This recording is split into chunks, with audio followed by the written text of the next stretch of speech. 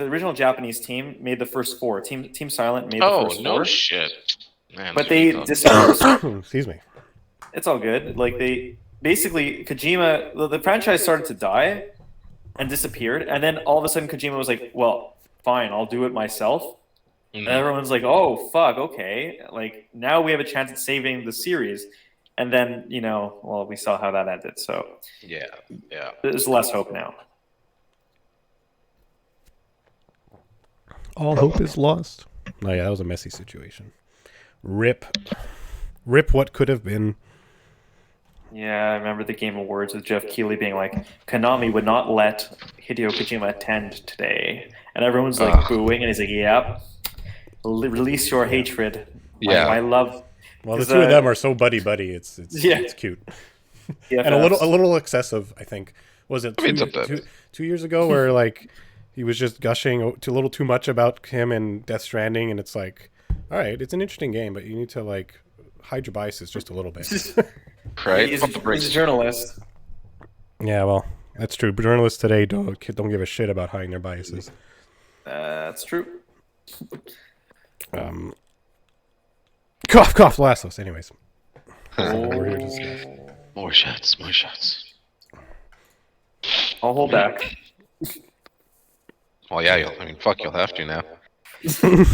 Now you're in the industry. You can't be making fun of the most successful game of all time. Yeah. Hey, wait, I actually like it, so I wouldn't be the one making fun of it. No, he'd be defending it, if anything. He just has to deal with the fact that he knows someone like me, and I'm sure Neil Cuckman would fire you on the spot for just being associated with me. So at least he didn't get a job with Naughty Dog, although I'm sure you would have loved that.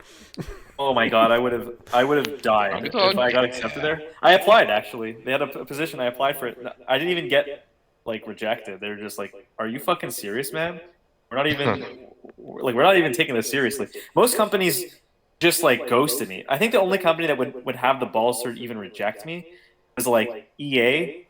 EA like was actually the most respectful company when it came to reject. Like every time I applied would reject me. Same with Ubisoft. At least they would always get back to me. Say something, yeah. Every other company, nope. Oh, CD Projekt Red did reject me as well, though. How nice of them. Yeah, they were like, well, we're very happy that you like our company, but no. Probably would have had an orgasm by association if you got a job with CD Projekt Red. Hey, it's very possible. They're in Canada now. I could eventually go there. You can help their redemption arc. Hey, maybe. Listen. That's totally. You can help Bioware at the same time. Come on, Jacob. I actually applied to Bioware. They rejected me. There's two very different scenarios. Bioware has ship sailed long ago. CD Projekt Red has only just entered its first disaster. You're right. It is fresh, and like I do believe that they could potentially pop back. But like, hey, it all has to start somewhere. Yeah. Yes, CD Projekt Red is something that I would consider though. Eventually, like it's something that's in the cards. Like if I work in the industry long enough, I could try to work there. But as long as I'm still in Canada, it's not so bad. Yeah. That's a problem for future Julian to deal with. Yeah. Yes. Everyone dreams for the problem of deciding between your dream job or your home. Yeah. Please give me that problem. Yeah, right. Jesus Christ. Well, I actually that is part of the problem. Jesus, you alright? Yeah. I'm just dying a little bit. Hitting that vape pen, Jacob. Just a little bit. That's what it is. I thought so. Like, he doesn't just cough random. Anyways, sorry. It's not as exciting as doing it at work, but it is what it is. That's it. See, the one thing I did have to sacrifice is that when COVID is done, I do have to move to Quebec City, but we'll see. Like, for however long I end up working there, it'll be me living in Quebec City for a little while. Well, it's not that far. Exactly. It's also not the worst place to be. I mean, like, being so close to downtown, that's where most of the options are at anyways. Yeah, and Quebec City is nice and quiet. Like, it's... Yeah. Alright. Well, my stream is up and ready, so once you boys are here, we can begin. Okay, so I'll start settled on pillars?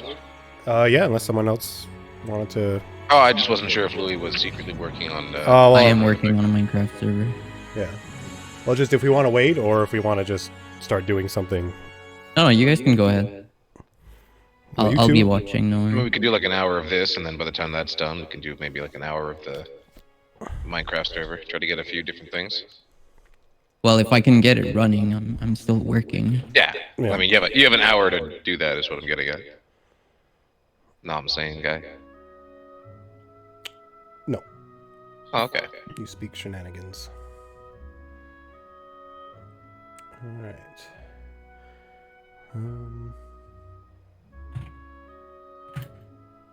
It says I only Help have when one you use the viewer. right password.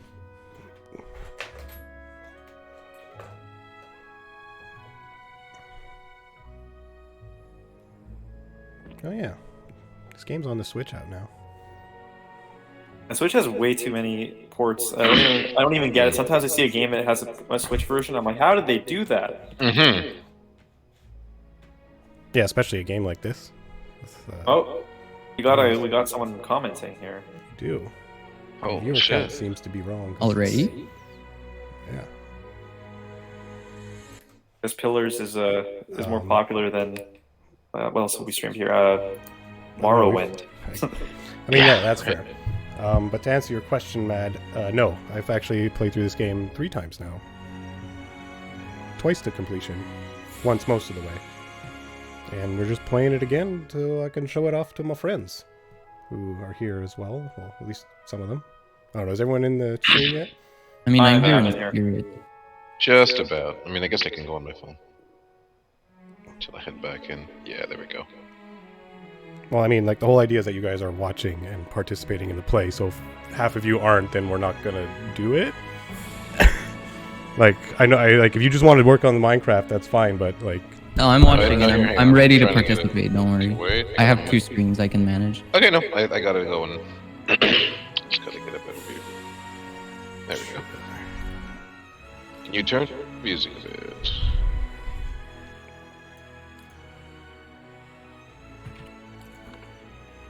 That's fair. Is that better?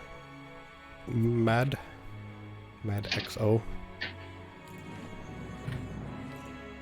I feel like it's the same thing every time.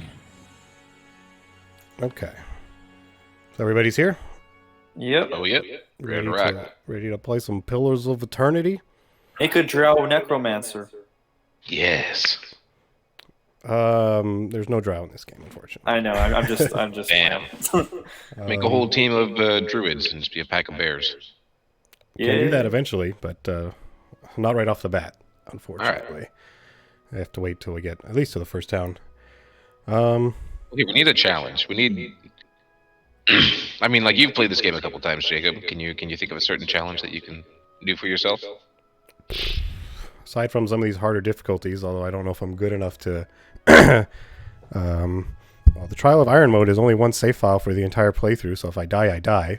Oh wow. That would be good for a stream, though. Yeah. There's also expert mode, disables the number of helper features. That could be fun. Path of the Damned. So. Path of the Damned right. is That's like the hardest of hard difficulties. yeah. It's like oh, you think these games are easy, and some people do, so they go there. Oh, okay. I think an Iron Man would be pretty interesting. Oh, I'm sorry. So it's Someone just- is buzzing my condo, so I will be right back. Buzzing your condo, you say? Is that an innuendo I don't get? I was thinking that too. Right.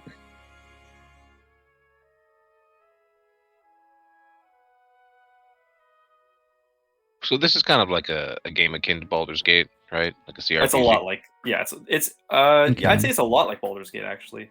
Okay. Of the new era games like this, it's probably the most like Baldur's Gate, alongside maybe Pathfinder, but like way more like Baldur's Gate than Divinity. Divinity. Okay. Yeah. Like I said, like it's why it's so hard for some people to see Baldur's Gate 3 as Baldur's Gate 3, because it could not be less like Baldur's Gate as far as like CRPGs are concerned, because Divinity has always kind of been its own thing, and anyways, yeah, the game like this and Pathfinder are way more what Pillars was. I mean, what Baldur's Gate was. All right, so we'll do expert mode. Oh, I don't know if it's a good idea to do Path of the Damned unless we want to just see us die all the time. No, you can do what you want for the actual difficulty, but just do the Iron Man, so in case you do fuck up. We can make it at least hard, so there's a chance that you'll lose, you know? Even on normal, there's a chance I'll lose. And then put it on hard, so there's a better chance. And we have expert mode on. Cannot be re-enabled. Okay, cool. Yeah, maybe hard. Maybe hard. That we can change. We'll start hard. Start hard expert. Alright. Everybody ready for character creation? Yeah. Start hard, finish tough. That'll be the next 2 hours. Yeah, honestly, the entire stream might be character creation. I'm not hijacking anything here. We're collectively making this monstrosity. Oh boy. Yes, please. Don't worry, I can guide you through. Yeah. Thanks, Maddox. Well, Maddox, how many times have you played Pillars of Eternity? 10,000? That's insane. Wow. How do you have time to watch other people stream if that's the case? Honestly. He really is Maddox. Yeah, he's playing in his sleep. Their master glancing ever upward to the skies for assurance that he is on the right course. A dim lantern, his only protection against the encroaching darkness. I certainly did not make it that far in this game. The skies bring no comfort, shining no light, betraying no hint of what they know. Rip bad internet. I recently had awful internet until I threatened to leave them, and they're like, "Oh, but wait, good internet for cheaper." That's what I fucking thought. I knew it. I knew you were hiding it back there. It's usually how it works. You just got The good internet. And suddenly ill, sweating and shivering. Oh no, we're sick. Signals for the caravan master to I'm gonna act Is like I that the don't intro? know everything that's Like you going on. start... pulls up Yeah, Is this that like the this is the Skyrim hook. intro, but in Pillars? a fallen tree that bars Well, you're not like being sent to execution. you will go Oh, okay. If, At least. Good, you're awake. basically, What is this prisoner doing in this cell? Get him out. basically, you're with a caravan going to, this specific country called the Deerwood, because there's been like offers for people to settle in a town called Gilded Vale, and that's what we're doing. That's the hook, Oh, basically. we should have done a like Oregon Trail, like prequel to this stream.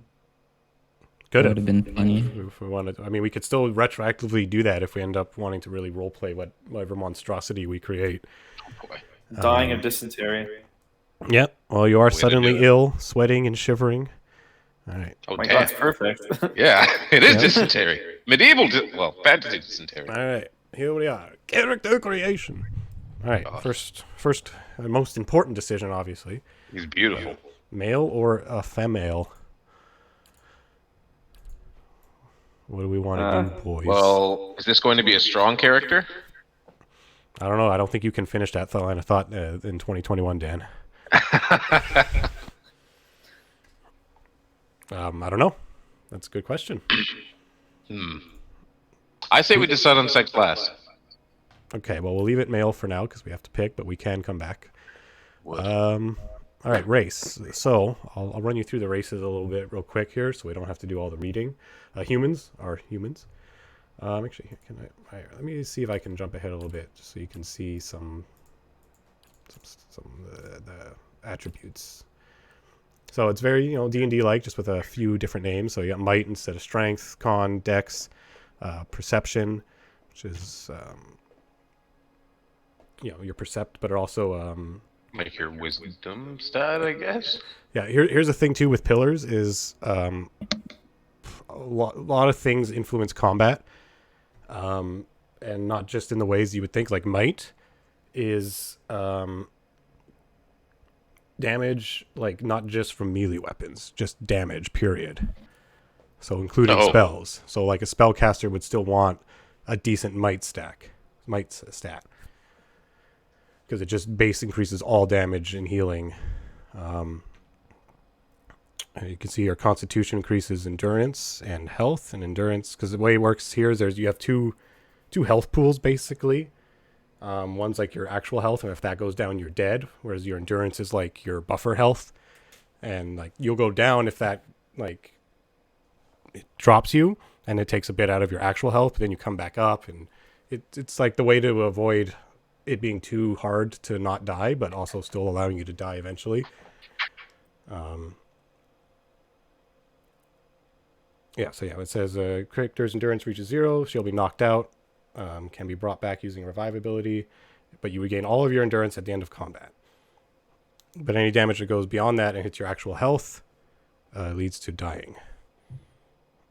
Well, you don't want to die, No. especially if you're doing Iron Man. So you'll probably want to make a bulky defensive, like maybe ranged caster. If not, maybe like a barbarian. Well, here we can pick the class first if you guys want. So they got a barbarian. Oh my god, so many. Well, yeah. So they get an ability called Carnage. When they hit with melee attacks, they automatically make reduced damage attacks at all other enemies within a short distance of the target. They get a +2 athletics, +1 survival. Yeah, there are skills as well. Pretty self-explanatory though. Survival allows characters to choose from a variety of long-term bonuses each time they camp. So that's a cool feature of survival. And then this is just like, this is how much endurance they have and health. So both are very high. Deflection, that's one of your defenses to resist direct melee and ranged attacks. So it's pretty low for barbarians because they don't really wear armor. So yeah, you got Paladin. Paladins pick an order to be a part of that impacts your like what alignments or dispositions you should be aligned with. So like there's one order that's like benevolent and diplomatic and so on and so forth. Lore, it's pretty self-explanatory. But used to activate scrolls. Chanter is basically the bard equivalent. They have chants and phrases that they can sing continuously to give buffs and stuff. Priest, you pick a god, get a bunch of spells. Yeah, nothing too surprising. No priest. Oh shit, Maddox followed me. Woohoo! Thanks for the follow, dude. Yeah. Cypher is a bit more interesting. They basically attack your mind and your soul and your psyche. It's all like, mental. Oh, attacks. I was that. That was my class. That's a cool class, man. It is cool. It's so original. Cool. Yeah, so powerful soul-focused effects. Powers cost focus, and they also have a soul whip, and it's a lot of interesting stuff. It's mostly like a caster type class, but with some twists, and the soul aspect really plays a big role in pillars. Like there's a large emphasis in the lore on souls and regeneration and stuff. That does sound pretty sick. Yeah. Oh, Mad wants me to become an affiliate so he can not deal with loading screens. Well, I'd love that.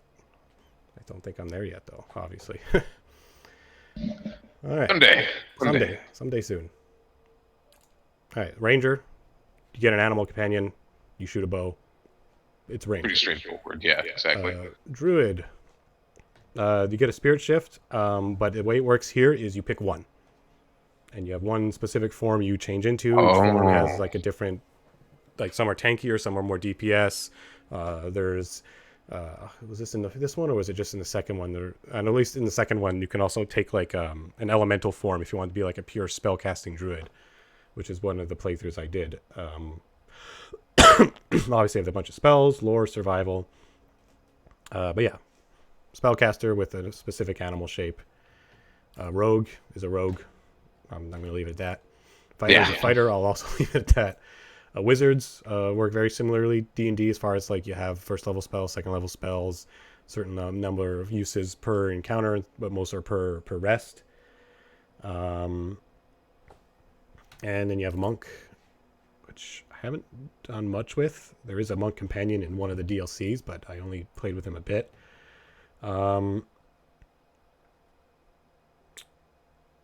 And when they have an interesting feature here, wounds, as they get damaged, their pain generates wounds, and wounds can be used to power many of their abilities. Interesting. Yeah, and Maddox is right. You have to generate Cypher focus points before you can use your Cypher abilities with the Cypher.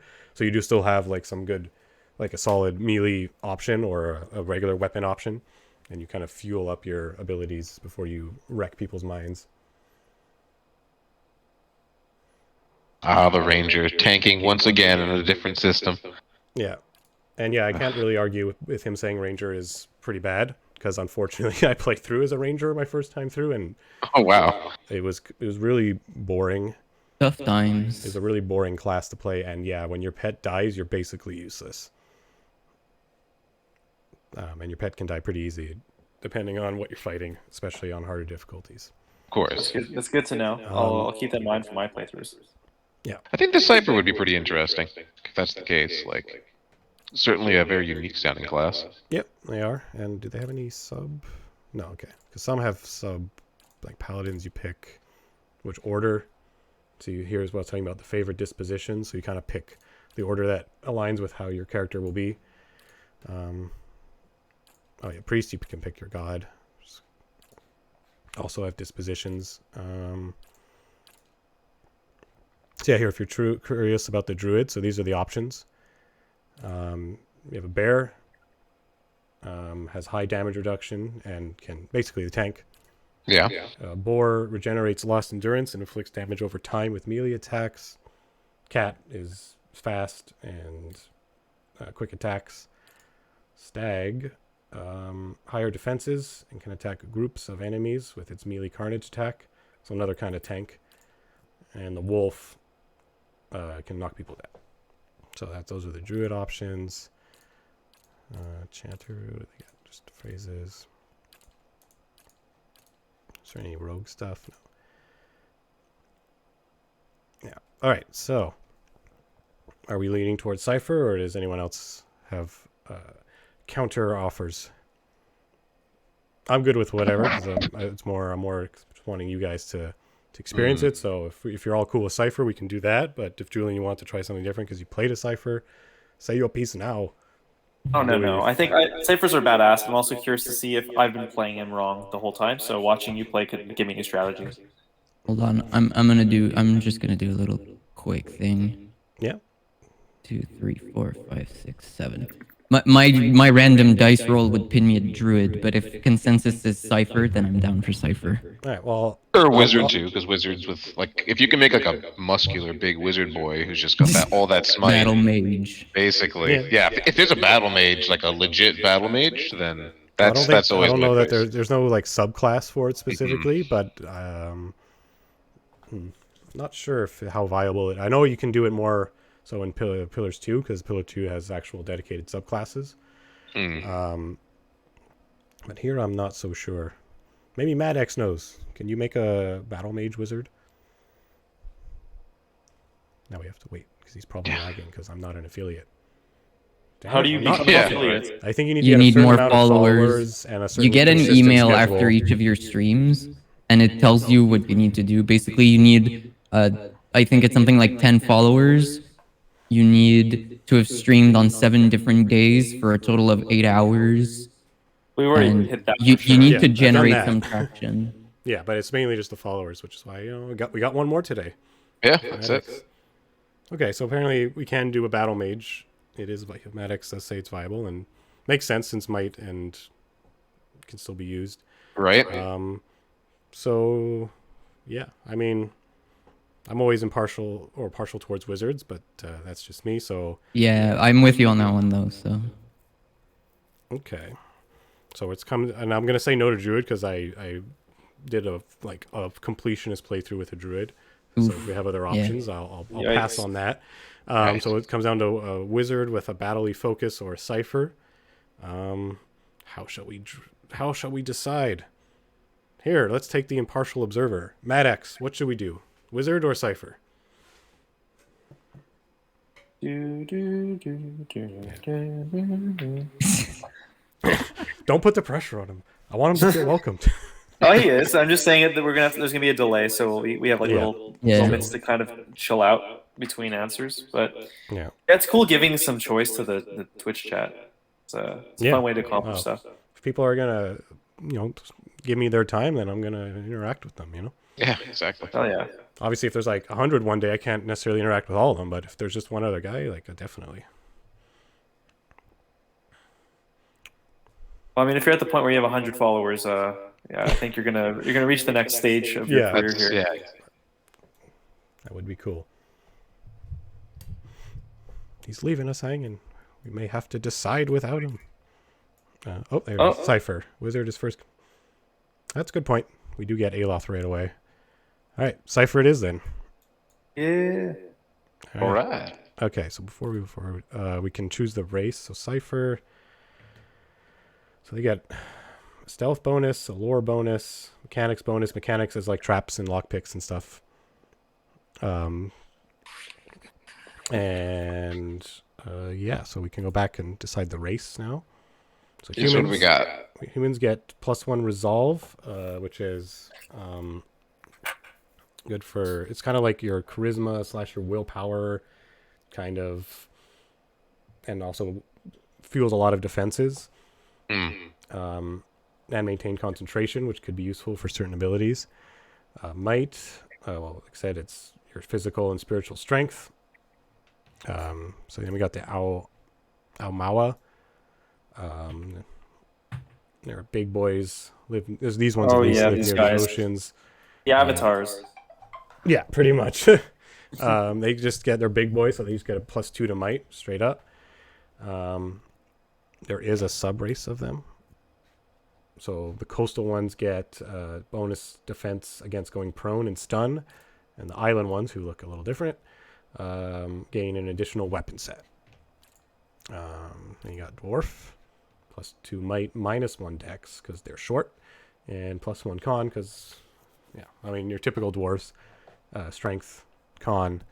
Do they have a sub? Yeah, mountain dwarves have a bonus against the poison and disease attacks, and boreal dwarves gain +15 accuracy against any creature of the wilder or primordial types. This is oddly specific, but it is what it is. Yeah. You have the elves, dex +1, perception +1. Perception, like you would think, it pick up on details and interactions to be used to catch someone in a lie. In combat, it contributes to accuracy and reflex defense. And once we get into the game, I'll show you like the menus so you can, so you can make a bit of sense of how the combat works, because there's more layers than you might be expecting compared to 5th edition Dungeons and Dragons, at least. And so you have elf, and then you have pale elf, which is these ones. All pale elves have increased burn and freeze damage reductions. And wood elves, against any enemy that is more than 4 meters away, wood elves gain bonus to accuracy, deflection, and reflex. So if we were making like a shooty boy, that would be pretty good. Orlins, they're like the gnomes of the universe, but more bestial. +1 resolve, -1 might, +2 perception. And there's a couple. There's Hearth. When attacking any target that is also being targeted by a teammate, Hearth Orlins convert some of their hits into crits. And the way dice rolls work are a little different too, but we'll get to that. And then you got the Wild Orlins. They're being subjected to a will attack. Wild Orlins temporarily gain bonus on all defenses. And then you got the most fascinating of the races, the Godlike. Godlikes. So Godlikes are children of the Kith, who have been blessed with physical aspects associated with the gods. Usually it affects their heads and their skin color. So they get a dex +1, which is good for hand-eye coordination, sleight of hand, action speed, and reflex defense, and intelligence, logic, and reasoning. You can solve problems without combat with it. Contributes to will defense and influences the duration and areas of effects of all abilities and talents. So it's not just like a wizard's or stat and everyone else's dump stat. And then there's 4 godlikes. So this one's the moon. It gets silver tied every encounter when reduced below 75, 50, and 25% endurance. Moon godlikes generate waves of healing moonlight that restore endurance to them and their allies. So they basically get a little heal every tier of near death. You have the Death Godlikes. They attack an enemy with 25% or less endurance. Their damage is increased. Can wear helmets with them or something? Yeah, you cannot wear helmets on Godlikes. What? Yeah. Oh, That's cool. Yeah. Yeah. It's like their trade-off for being, godlike. yeah, that's fair. And Look at that head. Do you think they make helmets for that? Yeah. Yeah. Right. Tell me just how you're leave gonna a put a big helmet. crease in the middle. Yeah. Oh, how about now? Yeah. Oh no, yeah, there's no fixing that. I'm Yeah. sorry. So this is the Battle of Fire Godlike. They have Battle Forged. When reduced below 50% endurance, they glow like metal, and they gain damage reduction and doing a small amount of fire damage to any creature that hits them. And then you have the Nature Godlike, which grants a bonus to Might, Con, Dex, and Endurance when below 50% health, or when endurance is below 50%. So yeah, those are our options. Anything standing out to anyone? I mean, it'd be lying if I said the godlike didn't sound immediately interesting. Yeah, that's fair. That's exactly what I played. I think I was a Death God-like Cipher when I was playing. I still like it. I'm not saying that as a way to dissuade you guys from choosing it. I like that. I think it's super cool. It's hard not to pick it. Yeah, exactly. What would give us the beefiest, most intense wizard? Well, we're Or a not Cypher. wizard. Oh, he's the cipher. Right. Wizard-like man. Because he has to survive, right? That's the whole deal. With Iron Man, like you're playing. What difficulty are we playing on again? Hard? We're hard, but it's not Iron Man. Like, we don't have the one save thing. Like, Oh, we don't have. Okay. no, but it is on hard. Okay. Because if we did it on hard with the one save, then it would be a short series. You just die right up to that and restart. The best part of every game is the first 5 minutes. Don't you know that? Yeah. Maybe if we were playing a game where we all knew what we were doing and we could collectively approach it, that I would be down for. But until we have a game like this that we all know, Iron Man stuff may be okay. Well, Louis still has to play KOTOR, and we should get that shit on. Good luck That getting shit's you on to the do stream. that. I mean, we stream it. I'm thinking of a new Sure. series where If we it's force for each other to stream- play games we If don't want it's to for normally stream, play. I'll do it. If it's for stream, I'll do it. Jacob can force me to play. Initially, it was The Witcher 3, but then I think he said he changed it to 100 hours of Rocket League. Oh god, I wouldn't even do that for stream. Yeah, no, I'd probably cut my eyes out. Yeah. Sorry, Jacob, I can't drive without eyes. Can't do it. Yeah, you just need your hands. I mean, It doesn't matter. It doesn't matter if you know where you're looking. You're going to be bad enough that it won't really make a difference if you're I blind. guess that's fair. That's fair. So yeah, Maddox saying the best two races are either this one, the Wild Orlin, or the Moon Godlike, which gets the heal every time they go to a certain tier of health. But yeah, the Godlikes in general get plus Dex and plus Int, which could definitely be good both for a Cipher. And the Orlins get the -1, but +2 Perception, which also could be good. I don't know, but yeah. So, Louis, what are you interested in? Let me see the Amoa again. So The second one. The They get a second +2 might, both of them, and then the second one they get an additional weapon set. So probably more like this would be perfect for like a pure fighter, if you wanted to like have different weapon sets to swap out with different stats and stuff. And then the blue ones get defense against prone and stun effects. That could be pretty cool. Yeah. I don't know. I just don't know how bad it is to be prone. Well, I can understand the gravity of being stunned, but like you're definitely not. Is it worth choosing a race to counter, right? But yeah. Yeah, that's like it. I also want to think of something that complements the Cipher well. Yeah, well, I think. But the Godlike is just so cool. Yeah, the Godlike. So I think the Wild Orlin is a good option too, because I mean the resolve is good, perception's good. The -1 might is what it is, but we can overcome that. But the Wild Orlin's ability is pretty good after becoming subject to a will attack, and it makes sense that they would be have a defiant resolve, because as a Cipher they're all about will related stuff and fucking people up, and I guess in this case not getting fucked up in return. And they get a bonus to all defense. But the Godlikes get 1 Dex, 1 Int, which I think are both good, because the Int, I mean, Cyphers, If we're playing more of a smart character, it'll be great, but also increases all of the durations of effects and abilities. So when we're, ciphering people's minds and stuff, it will definitely be useful. Yeah, that sounds really good, actually. And Dex is just always good for everything. Action speed, which, determines how fast you attack with spells and all attacks. And reflex godlike defense. is cool. Yeah. Yeah, I'm down for godlike. And if you guys are down, I'm down. Yeah, 100%. And Moon's probably good with the heal, but if you guys wanted to do one of the others, they're all good in their own ways. So this one does more damage when the thing's close to death. This one... Like when it is close to death? Or when the thing is fighting. When the Death Godlike attacks an enemy with 25% or less endurance, their damage is increased. I like that. I like that. Provides a strong way to finish off enemies. Yeah, there's fire. It's they gain damage reduction and do a small amount of fire damage once they hit below 50%. The Moon is the healer one, and this one gets bonuses to might, con, and dex when they're below 50% endurance. So we definitely have a vote for death. Yeah, death is good. Death is good. Julian, you good with death? Oh yeah, this is who I Yeah, play. we're just remaking your character, aren't we? Do you remember its name? Because I'll give it the same name too, just to. Yeah, may as well. Greg. No, Greg. I don't remember. Greg, the Death God like Cipher. Big boy. All right, so we'll go with the Death God like Cipher. Do we want to stay male or do we want to be? Oh my God, we can change. There's a few face options. Are there? Yeah. Whoa. Okay, I didn't see what a woman looks like. Oh my God. Whoa, that's crazy. Pretty horrific. Yeah. Well, like her brain in the front of her face. Jesus. Yeah, I never saw that. Yeah, it's pretty terrifying. All right. Well, we can switch it back. Body type. Oh, because I'm a godlike. I don't think it changes any stats, but godlikes could, in theory, be of any race. So, did you want to be like? Oh wow.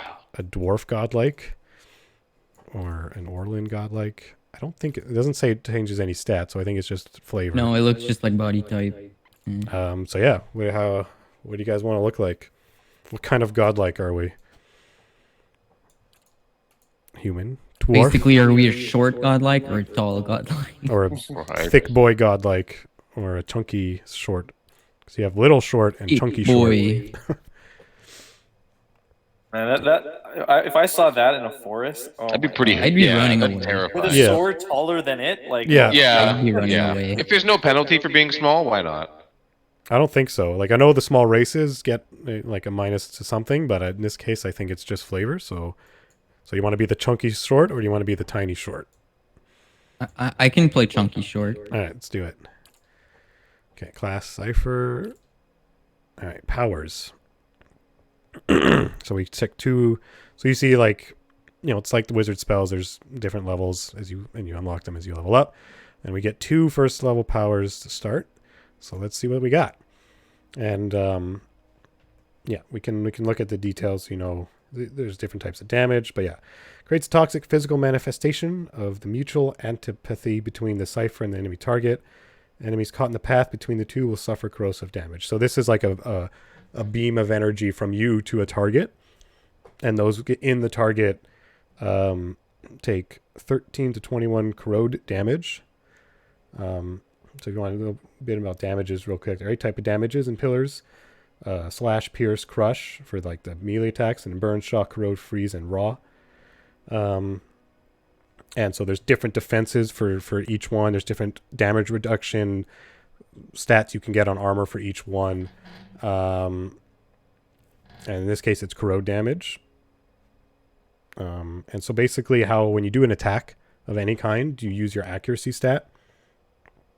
And it does a roll. And if your roll beats in this case, their reflex defense, then they take the damage. So yeah, it's just a beam of reflex save damage. Ice Strike shocks an enemy's visual receptors, dazing and blinding them, as well as blinding nearby targets. So blinded, accuracy reduced by 25 for all sources. So attack rolls, just so you know, so when you see these numbers, attack rolls are on a D100 as opposed to like a D20. God damn. So target is blinded for 10 seconds, so they get minus 25 for all accuracy rolls. Also, dazed reduces accuracy by more, and dex and perception and intellect are all reduced by 2, and attack speed is reduced by 15%. And so this is your accuracy. I think it says we get a plus 10 on this one. Does it say the other one? No, okay. But yeah, we get plus 10 against our fortitude save. And there will be, like, you know how down like Pathfinder you have like the character sheets so you can see what people are strong and weak against. It's a similar thing here, so we'll know, okay, this thing's got weak fortitude, we can blast it with Eye Strike. And then those in the nearby area also get blinded if they fail their fortitude save. Okay. And then we got Mind Wave. Target becomes the object of a concussive blast of psychic energy, suffering raw damage. I don't remember. I think raw, there's just no way to resist it. Like, there's no resistance for raw. I think that's the deal with raw. Yeah, it's like true damage, basically. Yeah. So again, it's an accuracy versus, well, there's a few fortitude check as well as a will check. So they take raw damage if they fail the will save, and them and those in, actually, no, I think it's just here. Characters in a cone area behind the target. So you hit the target for raw damage as you just blast their mind, and then those behind him make a fortitude save or fall prone. So like you're blasting a dude's mind and then sending out a shockwave after it. We got Soul Shock. Basically just a shock attack. Doesn't have any fancy stuff, but as you can see, it's considerably more damage than some of the others. And again, accuracy, this case be against a reflex defense, so it's basically just a shock attack. Tenuous Grasp, you can frighten and confuse your opponents if they fail their will save. And Frightened, resolve and dexterity are reduced by 2 and accuracy reduced by 10. And for Confused, makes the character behave erratically. Every 6 seconds, the target checks randomly to do one of the following: behave normally, attack an ally, walk in a random direction, or do nothing. So it's like the confusion cell from D&D, except it's like a debuff that can just happen from multiple spells. And then the last thing we got here is Whisper of Treason. We can charm an opponent. Charm target fights on behalf of the enemy at reduced capacity. So speed, accuracy, defenses are reduced by 25. You can only do one charmed thing at a time, and that's it. So we get 2 of these. What do we want? And we'll get, like, they're not just gone forever. We don't pick them. These are just the first 2 to start with. And we also have this as our base ability. This is our non-magical ability. Causes Cypher's weapons to generate field of parasitic energy. They'll lash out a target. This is what we use to kind of generate focus and kind of fuels our basic weapon attacks. And then we'll have these 2 base abilities as well. So, anyone have... I like Whisper of Treason. Charm them? Yeah, charm them, get them to fight for you. Okay. So that's my pick. All right. Julian or Louis, pick the other one. I'll let Louis take this one just because I already played as this character, so I want to see what other people have to choose. You want me to bring up the description of any of them again? Just let me know. Just let me see what Tenuous Grasp does again. So it's frightens and confuses. Yeah, let's go for that. All right, so we're doing super crowd It's all control. going to be about... Yeah, big crowd control, exactly. All right, so there's our first 2 abilities. Next. All right, our attributes. So like I said, might, and you can see this right now it says +0. That'll go up as we put it up, so you can see exactly what we're getting out of it. So might will increase all damage and healing, and also increases our fortitude. And in case you haven't figured out, fortitude resists attack on internal physical systems of the character, so poison, disease, and some other things, obviously. And then con is endurance and health, as well as fortitude. Dex is action speed. So basically, it's not like in D&D where everyone has their own turn. It's more like you attack as fast as your action speed allows you to. So someone with a really high action speed can make like 5 attacks in the time it takes your tank to make 1. Jeez, all right. So like a rogue would really want to be stabby and stuff, and also it increases reflex, which is your dodge defense basically. So fireballs and that kind of stuff. And so actually maybe we should go ahead before we do this. I guess it's not the most intuitively laid out character creation, because there is this culture thing that also increases one of your attributes by something. So we can Finally, we have another a background that does something. Yeah. And it also can influence dialogue at times too. So we have basically an additional point to put wherever we want based off what we choose our background. Perception is interrupts basically. When you hit someone for damage, you can delay or interrupt their next attack. And the higher interrupt score you have, the more likely you are to do that. And it also increases accuracy, which, like I said, is for any attack. This is what you use to roll to attack. You roll a D100 plus whatever your accuracy thing is, and then it compares to whatever the appropriate defense is for what you're doing. And also, there's hits and misses, but also grazes and crits.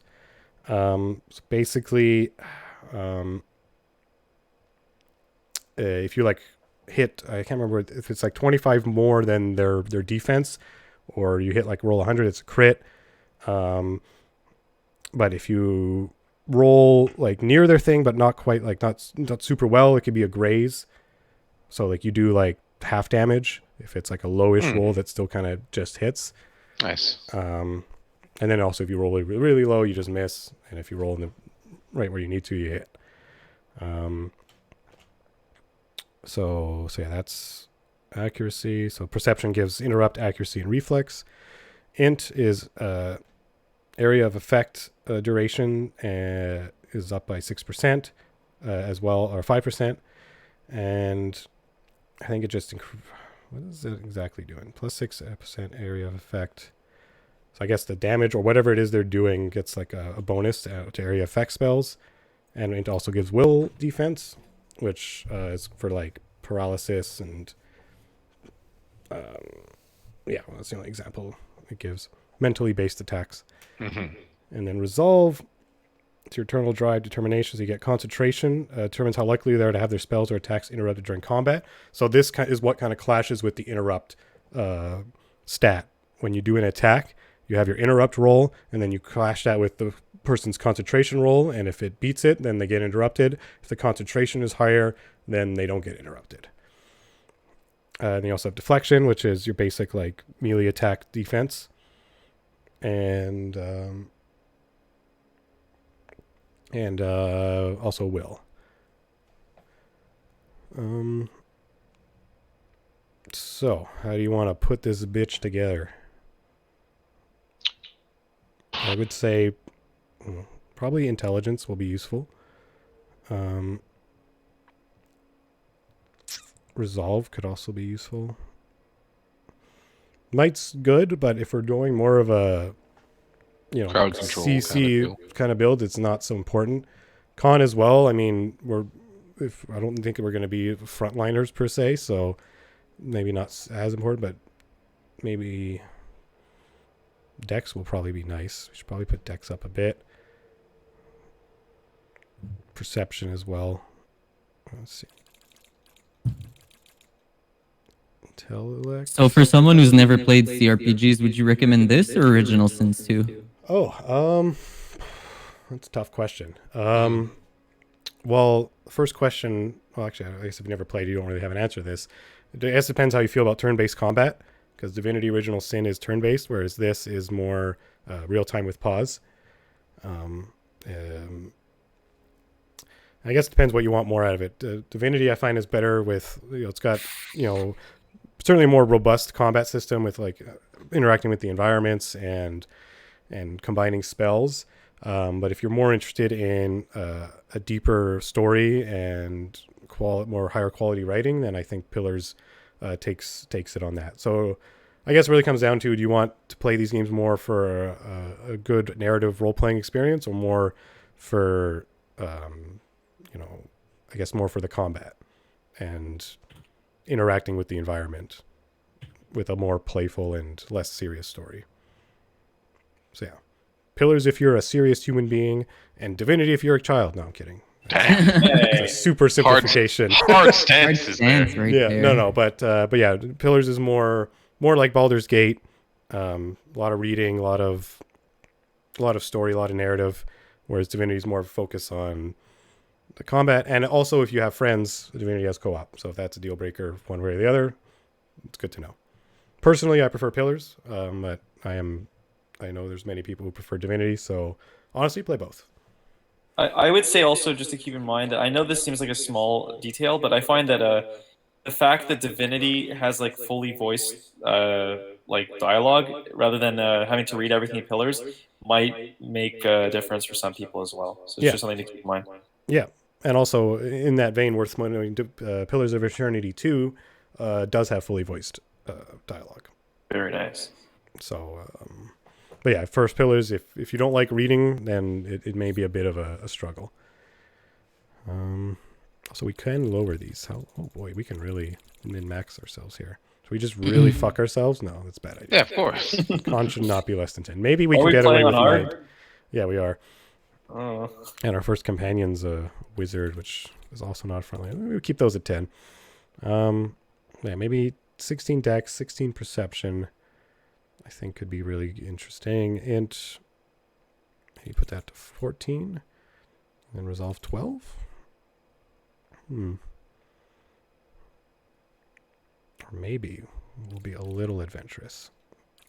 Put that to 14 as well. No might, no con. We get a bit of a negative to health and fortitude. So it may be a little tough in the beginning, but we'll get a tank soon enough. You know what you're doing, so we'll manage. Yeah. That's what I like you guys to think. Exactly.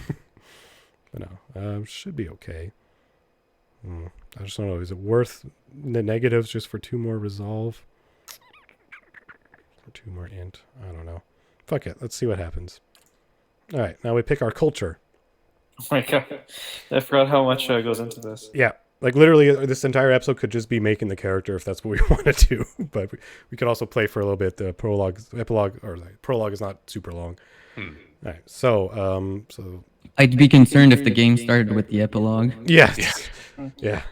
So basically, and so our story ends. Yeah. Counterintuitive storytelling right there. This is the game. The game is the character creator. Yeah. And then it ends with a story. Oh my god, can you imagine? It's like a Sims game where you're just like creating characters. It's up to you to write fanfic afterwards. Yeah. All right. So yeah, culture is basically where you're from as well, / your background. So the Aedir Empire is like this empire. It's a mish of humans and elves. They're like the premier power in the world, but we're not actually in their territory. We're in their former territory, a former colony of theirs. So yeah, basically also maybe worth noting, just so you have a bit of background. So basically there's a world. Huh? Wow. Wow. And there's the Aedir Empire, which like I said is the kind of the premier, or at least, yeah, they're still the premier power. And there's this other continent called the Deerwood. And they basically colonized it for a while. And then some centuries ago, there was a rebellion that kicked them out. And that area, Deerwood, is where this game takes place. So there's still that kind of like, there's still be a lot of references to the times when Aedir was in charge and stuff. So that's who Aedir is. And if we are from Aedir, we have +1 to resolve, which is something we've been putting into. So getting that to 16 wouldn't be bad. Then you have the Deadfire, which is the location of the second game. It's basically an archipelago of islands it's where the Awamawa, a lot of them come from. And from there we'll get a Dex +1 if we pick that. Ixmetil Plains. We get also a resolve. What's their deal? Fertile savannas, human and Orlan residents. It's nice old culture, least imperialistic, if that appeals to you. And you got Ovalia, another like big power. These guys are kind of like Renaissance era Italian flavored, the Valians. And Old Valia is like their old empire that kind of crumbled. There's also this place called the Valian Republics. It's kind of like the predecessor to that, but the territory or the culture is still Old Valia. That gives an int +1, which is nice. I see that changing your backgrounds changed your equipment. Is that tied? I guess so. Or are you going to start with like basic shit? No, it seems to be tied to it. Okay. It's not. I don't think it's not like we're locked in. Like we'll be able to find other stuff, sure. but it does seem to Okay, so there's a question of that too. Yeah, so we'll go back. So this is the big sword boy, hammer shield, big spear, rapier and a dagger, axe and a dagger, bow. It's a weird combo. Axe dagger. Yeah, and then another axe dagger, smaller axe dagger. Okay, actually, just give me 1 second. I'm getting a phone call I have to answer. My bad. Oh. Yeah, I will BRB. Gives us some time to think. Yeah.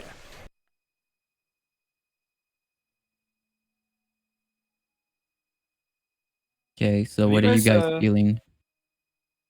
Oh, For I honestly am kind of impartial to the cultures. Like, I find that when like you start playing the game for a little while, it's more about the extra point, because the equipment that you get, you can quickly like Yeah, for change sure. after playing for a little bit. So it's also part of the RP experience, I guess. So if you're like, oh, I want to be like, this is my character and this is what he's about or what she's about. yeah, same basically. Yeah, my experience of backgrounds in D&D is that they usually don't matter. So if there's a point we can get that's better, then I mean, Resolve looked pretty good. Hmm.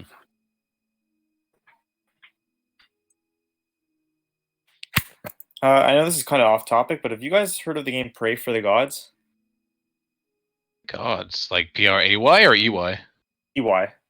No, I don't think so. No, I don't believe I have. Looks like a kind of Shadow of the Colossus style action game. I'm just on Steam and I just saw it. Looks really cool. The bosses are look like colossi, and you're just exploring like this icy tundra. It's like very Viking-esque, a little more dark. Oh no, it looks interesting. It's in early access, so I'll probably wait a bit. Oh shit, is there another person in chat? There are. Aha! Yeah. We were up to, I think, 6 viewers at one point. Yeah, but then Dan left.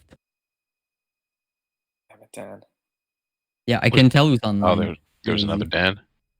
No, I'm talking about you. I'm still on the stream.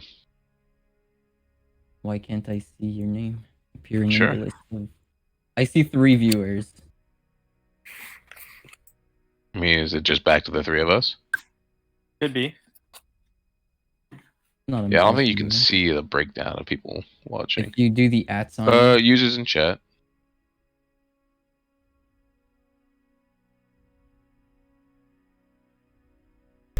All right, I'm back.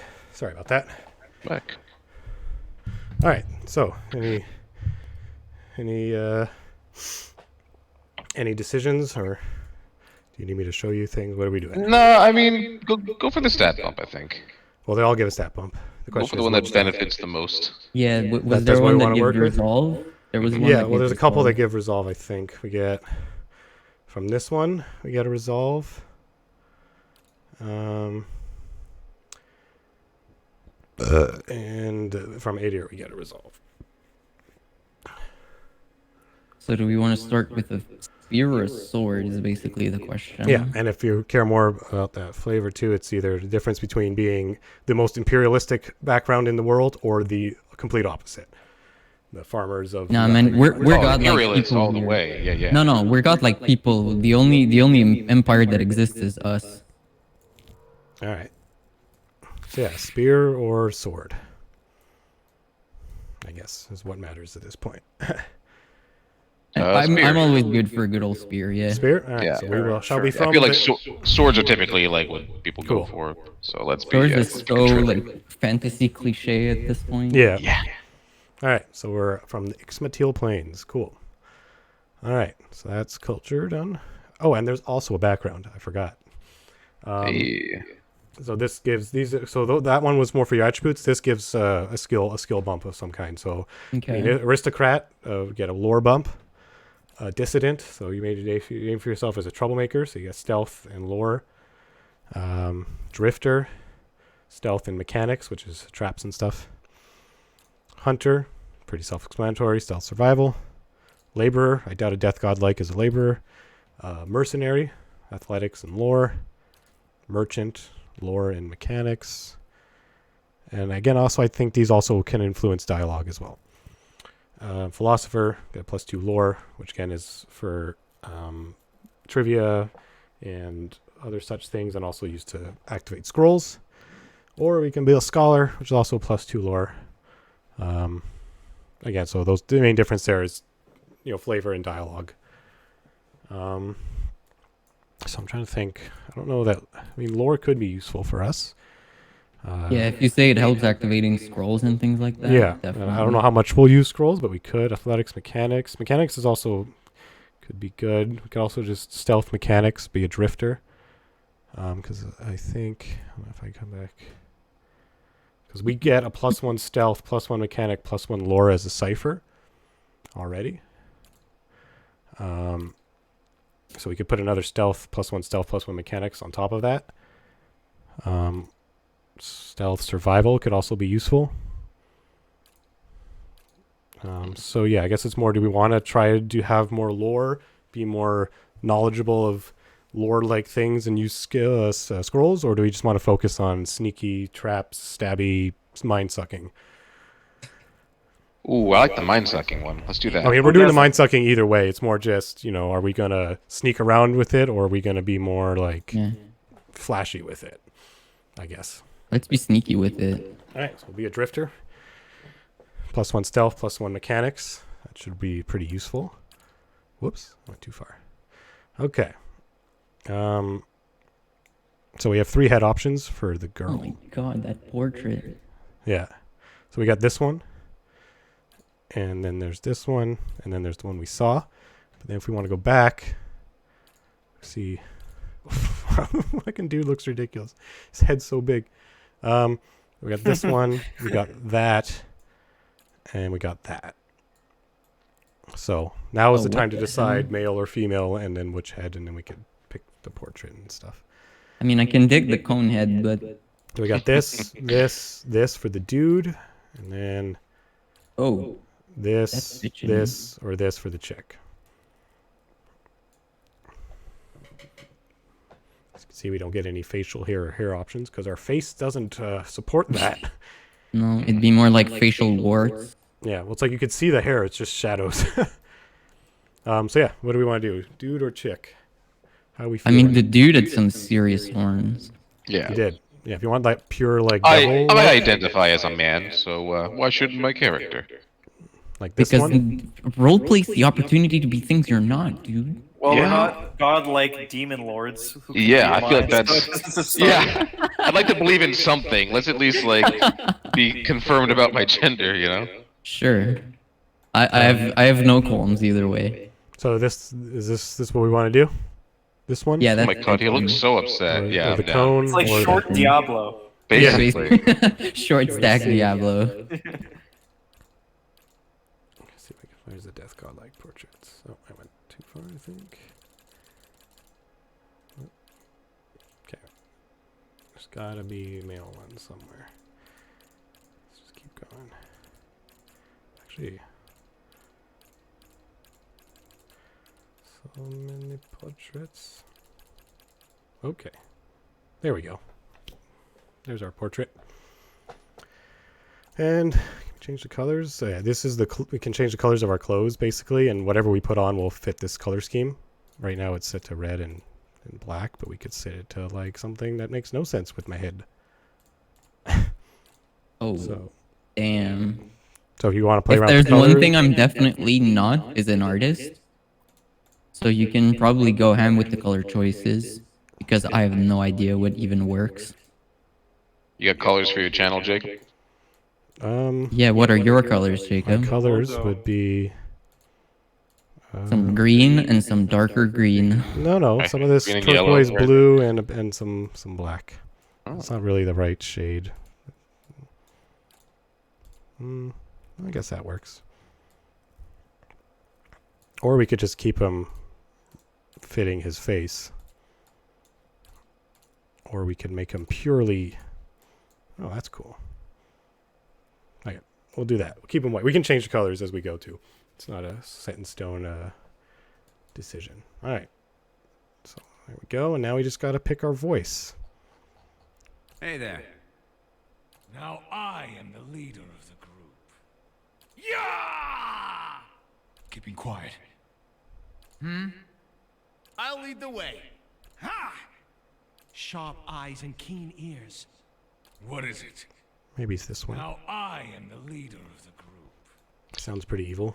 Yeah, a sinister voice would fit the kind of character we've put together made here. here. Yeah. I think it's fair to say we're going to be a big dick at any chance we get. It does seem that way. All right, what's our name?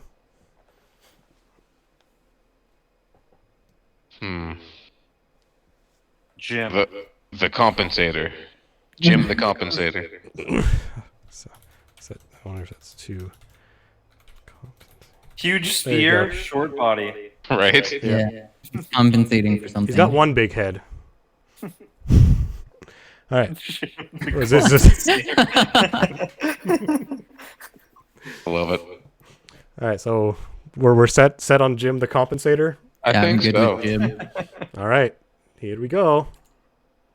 Ready? Done. Here we are.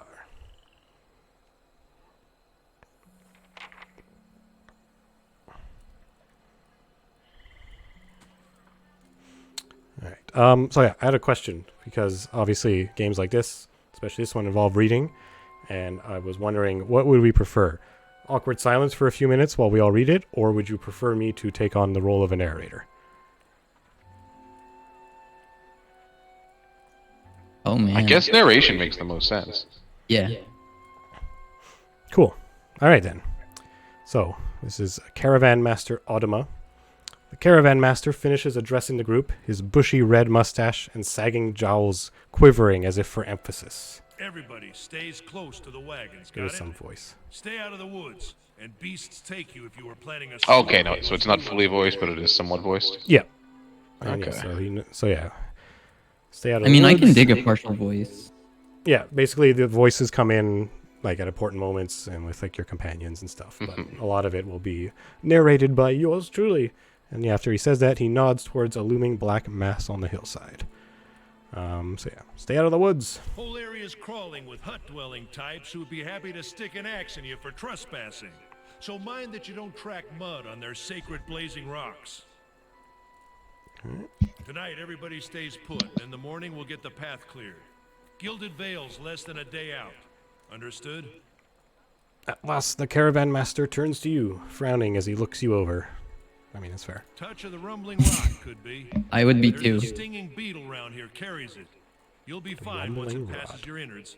Unless you don't drink water, of course. Which case you'll be dead in a day. It's pretty extreme. There's a berry grows in these parts, small and pink, called a springberry. About the size of a fingernail. Give you cramps if you eat it, but the frontiersmen make a tea from it. Calms the insides. Should get you through the night. You might check around, see if you can find some. Meanwhile, I'll see if we can scare you up some water. I know you want to hunt before it gets much darker, but see about refilling our water first. Got a sick one here. Okay. So he looks over his shoulder at his assistant, and then he says what he said. So one thing that like I almost wish it didn't have voice sometimes, because it just starts speaking the words right away, even though there's unvoiced narration within the context of the conversation. Oh. Yeah. I mean, so here's the solution I can see. You can either turn up the voice so that it's louder and you can just focus on that stuff, or you can turn off the voicing and then just do the full thing. The choice is yours. It really comes down to how much you want to narrate. Well, I don't mind narrating. I was actually when I'm playing other Pathfinder, I'm trying to make a thing of narrating my experience, since it is a lot of words on screen, and it's not fun to stream a book to people. That's fair. Unless you're doing the actual reading of the book. Yeah, exactly. Yeah. All right. So yeah, he looks to his assistant, says he wants the assistant to hunt before it gets much darker, and to refill water. And yeah, then we have these dialogue options. So where would I find these berries? What are those ruins? Is it dangerous out there? What are those huge rocks coming up out of the ground? These green things here. Or you could just leave. So maybe we can make, so we're not taking too long with each thing, we can go in a rotation. So this option, Dan picks, and then the next dialogue option, Louis picks, and then the next one, Julian picks, and then I'll pick one, and we keep going. That way it's kind of, unless it's like a really big moment and we want to be like, hey, is this what we really want to do? But for just to kind of keep things for a little flowing. dialogue like this, sure. Yeah, for keep things flowing. So Dan, what is our response? I'll go see about those berries then. Oh, okay. Yeah, you just want to leave. No, I guess we could. What about those rocks? They don't got Adra where you come from? Well, it just grows up out of the ground like this. Goes deep like tree roots. Some of it all the way to the heart of the world, you believe the stories. It's more like a shell than a proper rock. Easier to work if you're a mason. Got all kinds of strange properties. Seems to have some kind of life of its own. Dies if it gets dug up. Loses its luster. Folks think it probably grew at one point or another, but not these days. The soul butchers in Defiance Bay use it for different things. I've heard tell it can hold a man's soul, but I don't care to see it. Got enough to worry about without seeing something like that. All right. Louis. What are those dangerous runes? Nothing you won't see on half the hills of Air Glonfoth. Money to be made selling their knickknacks in Defiance Bay, if you don't mind getting stuck with Glonfoth and arrows now and again. They didn't build them, but I'll be the effigy if they don't watch them like a mother bear. Of course, all the ones around here have been ransacked 10 times over. Got nothing left worth half a pond, so I hear. Oh, and some of the conversations and a lot more. Yes. Nice. So Julian. Who did build the ruins? Did. Got different names for them. Settlers call them Nguithans. And Nobody that liked them enough to stop them becoming ruins, tell you that much. All right. I'm going to take the opportunity to sound like a little bitch, even though I'm a devil. Is it dangerous out there? Not if you hurry about your business. Awful. And not if the weather holds up. All right. Back to you, Dan. You got 3 options. Yeah. Where would I find those berries? They grow on a bush that's common round here, kind of funny looking. You'll know it when you see it. Doubt you'd have to go far off the road to find one. All right. Louis, would you like to inquire about the weather? Or tell him to fuck off? Whoa. No, I'm gonna fuck off and leave. All right. Let's go then. Hold on. Oh, Take never mind. someone with you. I know you're not some helpless tenderfoot. No going for I you. like most of this lot. But you drop dead, I don't want to be looking for the body. Got a schedule. Gonna to get our keep. first companion. He scans over the travelers, resting his eyes at length on a sturdy, armor-clad woman who has spent the journey's nights sleeping on uneven ground without blanket or pillow. What a champ. Kalisha. Kalisha! The woman looks up on her own time. He needs to find some spring berries. Watch that he doesn't drop dead. No promises. What kind of guide says something like that? Kind you can afford. Don't listen to her. You're in good hands. And I pay too well, if anything. Off with you. Hayadin should have supplies. See that you're equipped before you head out. We're in harsh country. Get your berries and hurry back. And if you get so much as a tickle of wind, you drop everything and you run. Something in the air tonight. If it's a Beawick, we'll shelter in the ruins. Hut dwellers be damned. All right. You heard the man. Let's get going before you keel over. All right. So. Okay. Let's first. I want to put this up a little bit so everybody can hear. Save. Okay. So before we go on, I can acquaint you with the character sheets. So this is your inventory. Everyone's got their own inventory, and there's a stash as well for everything. Quick items, so like potions and stuff will go here. As you can see, there are multiple weapon sets, so like that island Aomawa would have this third one unlocked already. Over here, camping supplies, which you need to, camp. Money. Oh, is that what they're for? Yeah. There's also a whole... Yeah. There's also a whole crafting, so you can make food, as you get, and different food, gives you different buffs. And then you can make potions. And then you can also make scrolls. Just give me a second. I need to close my window because someone's mowing their fucking lawn. How dare they? Those bastards.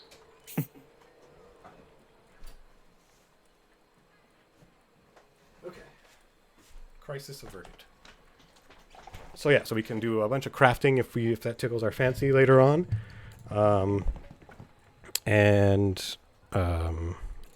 yeah, we can always change our appearance. We can even change our voice if we want to. Not that it like makes a huge difference. Yeah, not super necessary, but there is AI mechanics as well for the companions. But here, if you want a better understanding, so you see here's health and here's endurance. Endurance is what keeps us up initially. So if we take 35 points of damage, we go down. But we also take like 35 points of like health damage. But when the combat ends, the endurance will max out back at 35. The health will stay the same. And then if the health eventually reaches 0, then we're dead. So for attacks, yeah, well, this is just Jim the Compensator. Yeah. So yeah, he's got a 14 to 19 damage range. It's normally up to 20, but since our might's a little not great, it's not. So you see our accuracy is 30. So basically, whenever we roll an attack, we'll roll a D100 plus 30. And let's say it's just a regular attack with a spear. It goes against the deflection. So in our case, we have 25 deflection. So like we would probably hit ourselves pretty easily because our modifier is higher than the base defense. But how high past that we roll will determine whether it's like a graze or a hit or a crit. Here's the concentration I was telling you about. That's you keep concentration when you get hit. Basically against interrupts. So like I'd have a hard time interrupting myself because I have 15 interrupt, but I have an 87 concentration. And yeah, the defenses. So there's 4 main defenses: deflection, which is basic melee attacks; fortitude, so like diseases, poisons; reflex, fireballs; and then will, so like charmed and paralyzed and that stuff. And each attack goes off one of these defenses. And then damage reductions. We have a base damage reduction of 4 from our padded armor. Yeah. And then we also have specific damage reductions. We have 5 against crush, pierce, 3 against burn, and 3 against corrode. And you can see when you look at the armor, it gives you a breakdown. So that's basically how armor works in this game. Like defenses come from other stuff, and then the armor is just really focused on damage reduction. And heavier armor reduces your recovery speed, which basically can affect like how quickly you can take, how much time passes between actions. So the heavier armor, the slower you're going to act. Makes sense. Yeah. But then when you do get hit, then it's reduced damage. Okay. Yeah. So yeah. So if someone were to attack me with a crush attack, and they roll their D100 plus their accuracy, and if they beat my 25, which they probably will, then they hit to some degree. The percentage of the damage depends on how hard they hit, but when we actually get into combat, I can show you the rolls more specifically. And then if the hit comes through, they do 10 damage, 5 comes off because of the damage reduction from my armor. And then the trade-off for that damage reduction is that the time between my actions is 20% longer than it would be without it. What do we have here? Okay, I don't know why. I think it's a DLC item, but I'll use it. So this is a ring that gives me a spell called Gon's Pledge, which is basically just a little heal. We could do it 2 times per rest. So that's nice. And we also have a little pet. So we're going to have a little astral piggy. Oh yeah, the Astral Space Pig. Piglet. Astral Pig, eh? Yeah, I had that too. It's 'cause I remember like not being sure what the hell that was the first time I was playing. Yeah. And then so you can see her. She's got since has 2 weapons. She has a primary attack and a secondary attack. Different. Well, it's the same score in this case, but you could have a different accuracy score for each attack depending on the stats of the weapon and so on. You see how much health she has too in endurance because she's much beefier than we are. Yeah, but otherwise, she's got a much higher defense and so on and so forth. And then here, so you have a breakdown of the attributes, so we can always see how much bonuses we're getting. Skills are here, so ours, we have stealth +2, lore +1, mechanics 2, survival 0, athletics 0. Active effects, so we have our death godlike thing always going on. And since we have this strange illness at the moment, we have a -3 concentration and a -3 fortitude. And then here are our abilities that we chose earlier and our spells that we have. And we don't have any talents yet because we just don't have. Yeah, it's still pretty fresh. And you can see everybody's information all the same way. And then there's just cool stuff here like how long we've been playing, most powerful enemy defeated, etc., etc. Okay. As you wish. So, also quest log. We have a biography that kind of, I don't know if it continuously updates, but this is our current biography. We also have, there's nothing here yet, but the bestiary will fill up as we fight things. And if anyone ever wants more details on mechanics and stuff, or I'm unable to explain it very well, they got everything here. It's just, obviously a lot of reading. Character stats, combat mechanics, so like crits. Crit is any attack roll that is above 100. So that's how it works. So you roll a D100 and you add your accuracy. And so if your accuracy plus whatever you roll gets you over 100, it's a crit. It increases the total damage done by 50%. Whereas a hit is any attack roll that is between 51 and 100. So yeah. And then miss is 15 or less is a straight miss. And 15 to 50 is a graze, which is 50% less damage. But you can see, we'll see those rolls in action when we get to some fights. So let's go do that. Well, And our quests, we have sudden sickness has come me over. We have to go find some berries. And this is like the main quest. As we're saying, we're coming to Deerwood to settle, and that's about it. Anyone need supplies? Maybe. You see a man wearing simple but mostly neat clothes. He's transfixed, however, by a ragged tear in the seam of his tunic. Got a whole wagon full of goods to sell, but not enough shirts for the road. He scratches one cheek with his knuckles. It's covered with uneven stubble as if he hasn't quite gotten used to shaving on the road. Say, is there anything you need? I've got some basic traveling supplies for sale if you'd like to take a look. Julian, do you want to look at his stuff, or do you want to tell him to fuck off, or do you want to ask him who he is? I think it would make sense to ask him who he is first. All right. I'm a trader, originally from the Adir Empire, but I've been trying to establish new business out here. Life on the road has brought some unexpected challenges, to be sure. And I'm sure you've noticed how prickly the locals can be. But we're here to make the most of things, right?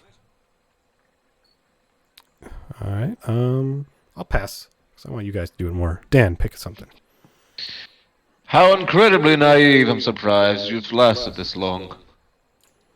He folds his arm and surveys the wagon. Then I suppose I should be counting my blessings.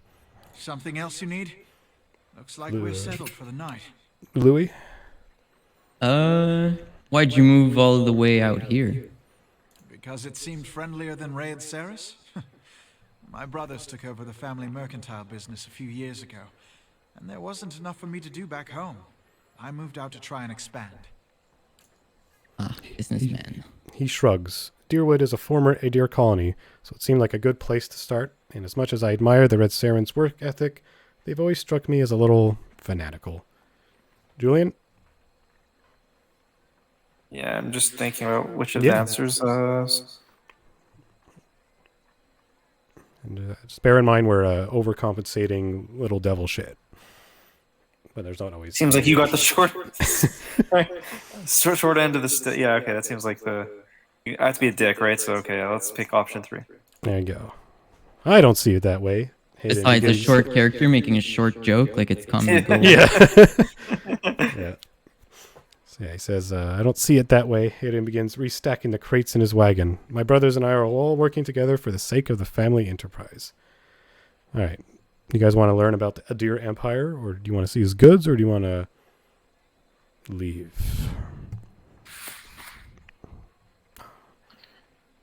I'll let Daniel decide. Fuck or this Louis. guy. I don't trust him. Yeah, you just want to leave? Yeah, fuck him. All right. Let's go out into the whoops. Oh god. Now we'll go out in the world. is this guy. I'll have your water soon enough. Stream's not going anywhere. Yes. Yes. Let's check by those outcroppings. Got some herbs.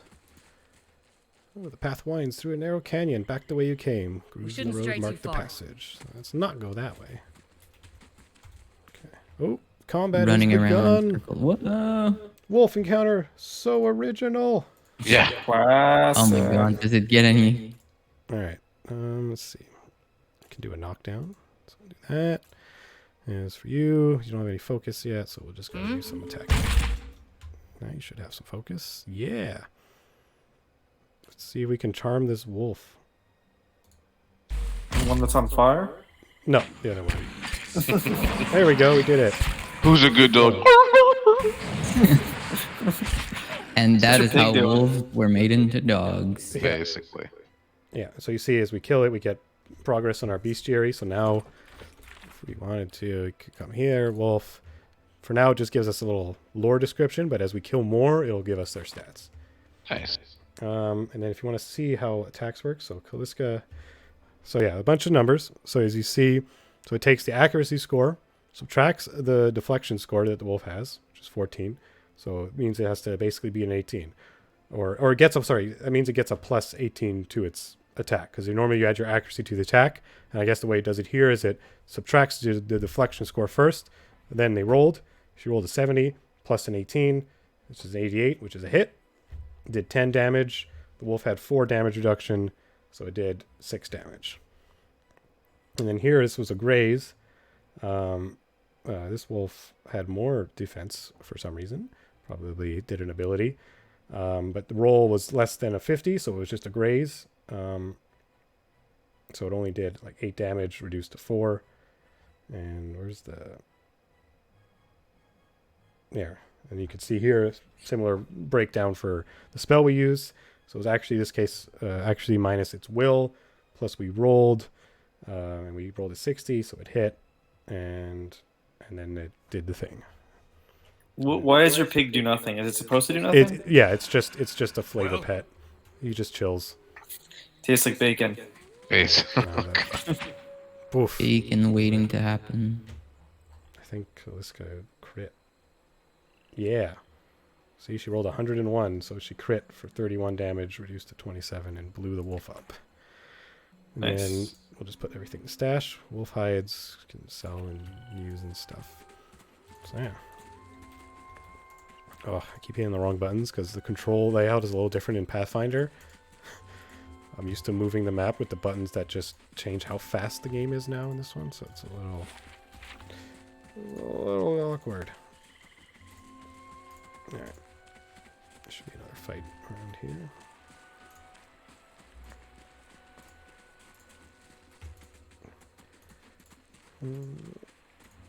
It's funny in my level layout that I was making. I have my little RPG on Unreal that I was working on. Most of the enemies are wolves. Again, it's an RPG. Wolves. Yeah. I'm like, yeah, that makes sense. You can't Yeah, really go exactly. wrong An RPG with- without wolves is not an RPG. pretty much. You also need the rats. Don't forget the dire Of rats. course. Dire rats. Oh, yeah, yeah. they have to be dire. Of course. Otherwise, they're just like one kick away from being dead. Yeah. Little step. What's This is recent. Not good. The footprints around the campfire are indistinct and may have been here for days or longer. There's a beverage over here. What do we got? Beer! +1 damage reduction for 300 seconds. I don't What's know the that I would point? pick up and drink just a beer on the ground and just shut it down. Yeah. What's this? Oh, it's on cap. Yeah, all these little herbs I'm picking up, those are just for like potions and or to sell depending on if we decide to go the potion route. It's not entirely necessary. Okay, I'm missing something. Where are those things? Okay, hold on.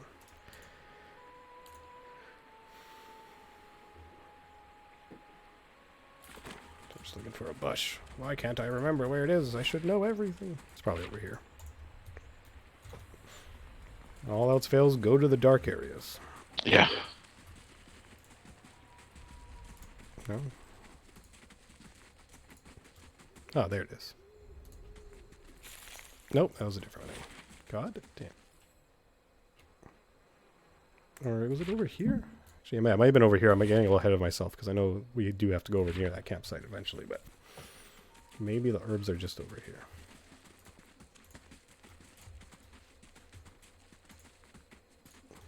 Fallen tree. Not looking forward to trying to lift that thing tomorrow. Well, I'm the worst. I don't know what I'm doing. No, I know what I'm doing. I just can't find it. I was gonna say, if you don't know, then fucking we're boned. Yeah, don't count on me to help you. No, I'm not. I'm just more just like, where is it? Why can't I find it? I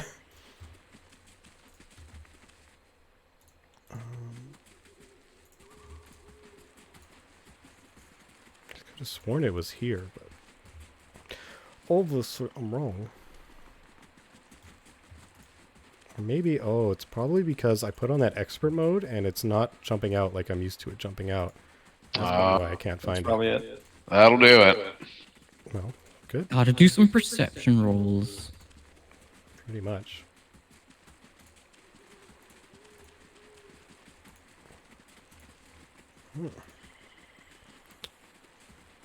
Okay. It's gotta be over here somewhere. Right. Fucking hope so. Was it here? Did I just skip it? This is it. Yep. I did. That'll do It it. was right where the wolves were. That'll do it. Just didn't see it. Alright. Kaliska says, you're kind of a mystery to the rest of the caravan. Just some kind of wanderer, the way I hear it. Julian, you can pick your response. I just want to see. Let's see. Okay. This is kind of like a small like backstory build thing, because one of your options is you can say you're an orphan. I'm just wondering between 2 and 4, which is the most like. I feel like 2, I'm proud of my dickishness, but 4, it's like I'm just being a dick to Kaliska. Let's be proud of our dickishness. We're compensating. Maybe we're trying to impress her. Yeah, exactly. Sure, we don't hide away. We're the compensator. Yeah, 2. All right, let's do it. Yeah, how does it happen? You'd come here, Louis. I think I just got tired of cheating people. What a... Oh, that's perfect. Well, we've all got things we'd like to leave behind. God knows I do. I'll tell you that. Here's hoping they never track us down. Kaliska breathes in her surroundings. She's also a runaway. Yes, she is. But cool. She breathes in her surroundings. It's been a long time since I've been this way, but I always did like it. Lord Raderick's offer makes a girl think. I'll give him that. You here to settle like the rest of the lot, Dan? Nah, I'm just passing through. All right. That's usually the case with the big city just a little ways further up the same road. Where are you headed? And I'll let you pick this one too, Dan, since you triggered the... Somewhere I can make some money. All right. Greedy little fuck. Ah, a man after my own heart. May your luck be better than mine. Damn, she's easy. Yeah. Anyways, I'm wasting time here. Odema will give me an earful. Let's be on our way. Louis or Julian? I can't remember. It would be Julian next. Okay, so Julian, go ahead.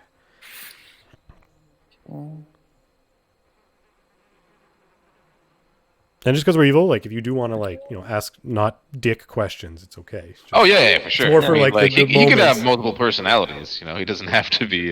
He's compensating. getting That into doesn't the- mean he's rude to everybody around Yeah, him. exactly. Yeah, Just but to he's those who might have a bigger junk than he does. he's got an ego though. He's got He definitely has an ego. Yeah. Oh yeah, for sure. So okay, maybe let's flirt with her. I don't know. Tell me about yourself. All right. I've got simple needs. Yep. I like open skies and far horizons. I find work that lets me live that way. My family wanders too. We started in Deerwood, but my parents ended up in the living lands. I've got a brother in Rawatawi and another in Adir. My sister in Gilded Vale, she's the only real homebody. Louis?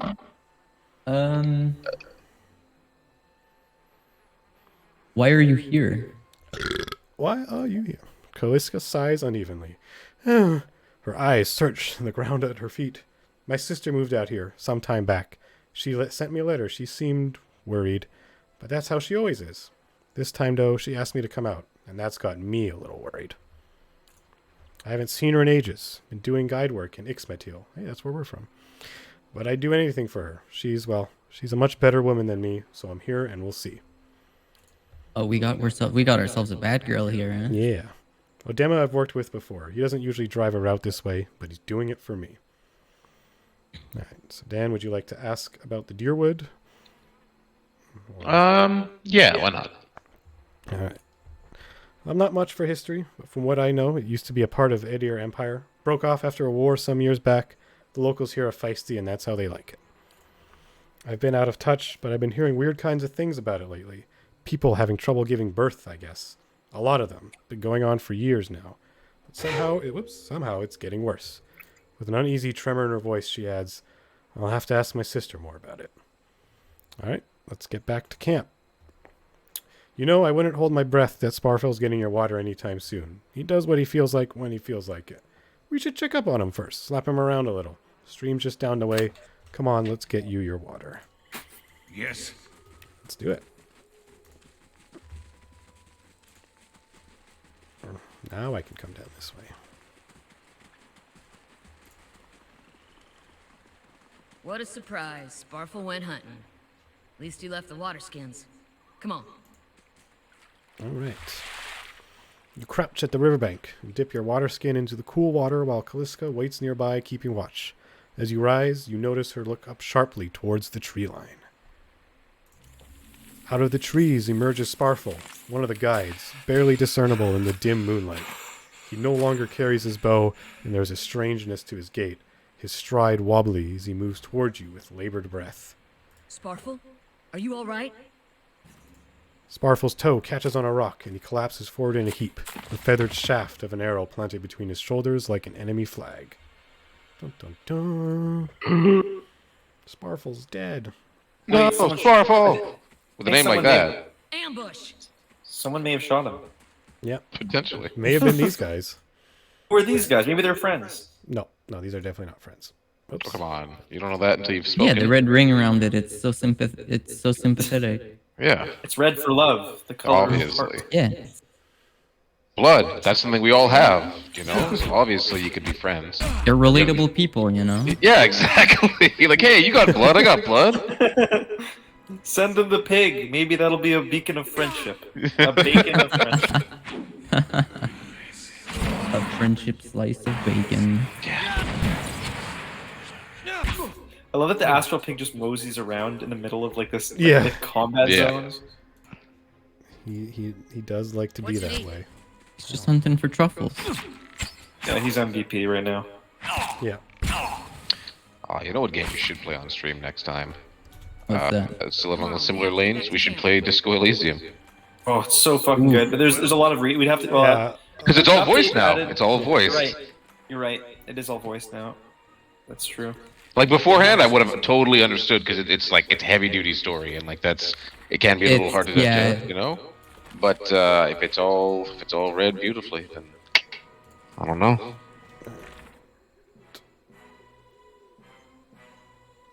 Okay.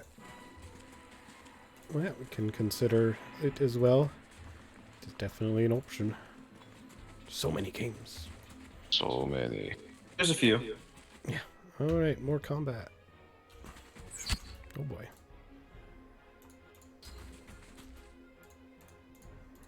What?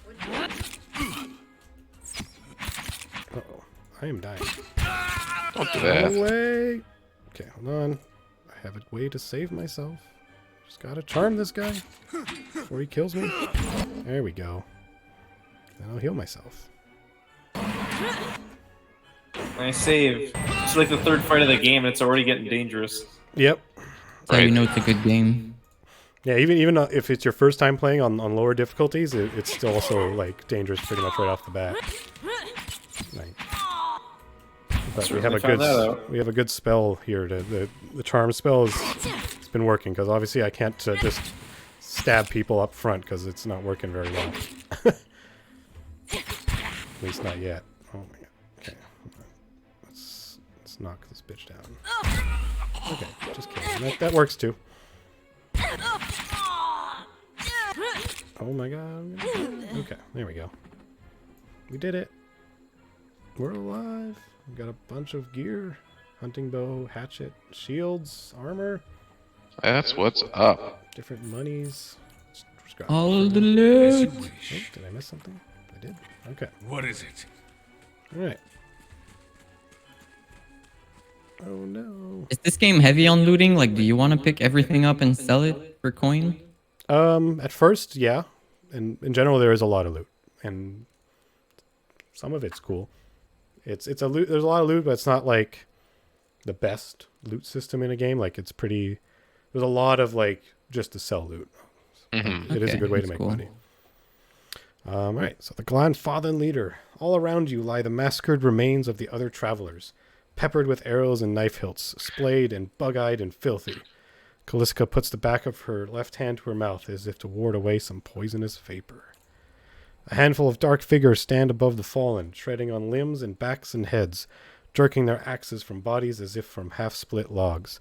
One of them, towering and severe with a thick beard tasseled with knots, holds a wet blade at the neck of the man you recognize as Heodin, the last of your caravan left standing.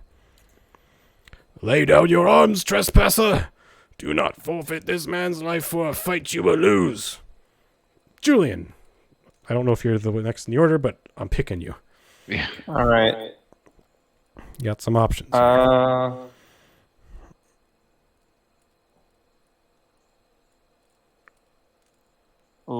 I feel like I don't want to like necessarily throw us directly into combat because of it'd be dangerous. Let's see if I could be a dick without necessarily like saying we have not trespassed. We merely wish to pass through. Yeah, right. like, I know what I'm talking about. Let's go.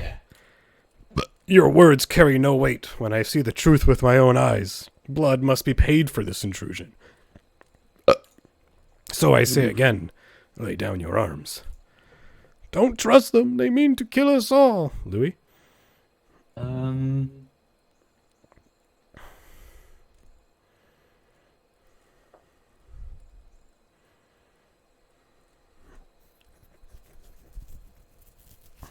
You can kill him, but you might as well be killing yourself. Good answer. The man smiles. No, I think I will just be killing him.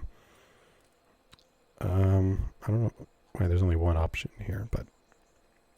Yeah.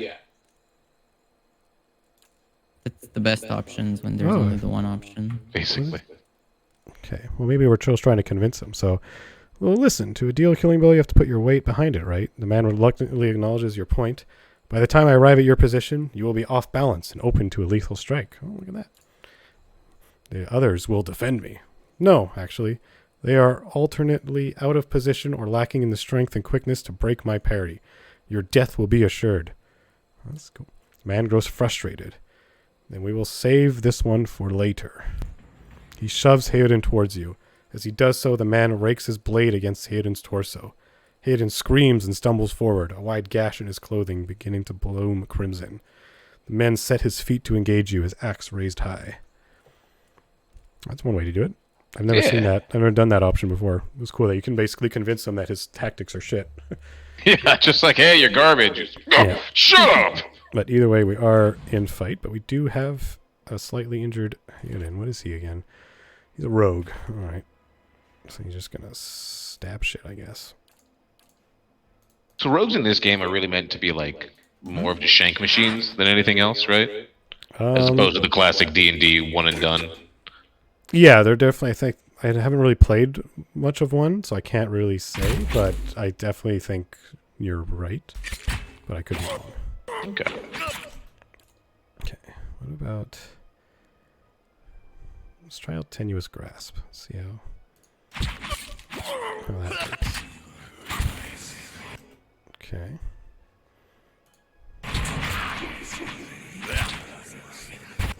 Oh boy, my rogue's gonna die. Run away. Nope, you're gonna die hard. Okay.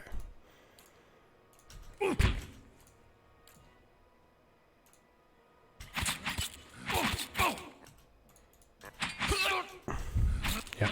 he went down. Not dead, but he's hurt pretty bad. Because when you go down, you get injuries.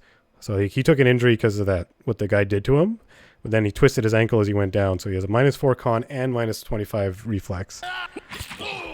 Which is definitely not great, but for what we're doing now, it should be okay. He's still alive, that's what matters. Alright. So, your enemy lies supine on the ground, unable to rise. His companions now silent among the other dead. His breath comes in wheezing, fitful gasps. He looks not at you, but at the sky above you. Forgive us. Barely audible beneath his choked sighs, a whisper of the wind stirs the air. At this, the man's eyes roll back as he closes them. Good, good, the gods are just. A queer smile crosses his face. I am ready. The wind begins to swell, whipping around the camp, electric and volatile, upending pots and rattling tents like an angry spirit. You can feel it begin to seep beneath your skin, and where it pierces you, it feels as though it is rending you apart from within. Seated against a wagon wheel amidst a howling maelstrom, slashed across chest and bowel, Adema's body stirs, and with great effort he raises his sagging head. His eyes barely open, he looks directly at you. Get inside! Run! Run away. And that's what we'll do. As the wind is more than just wind. What? Probably.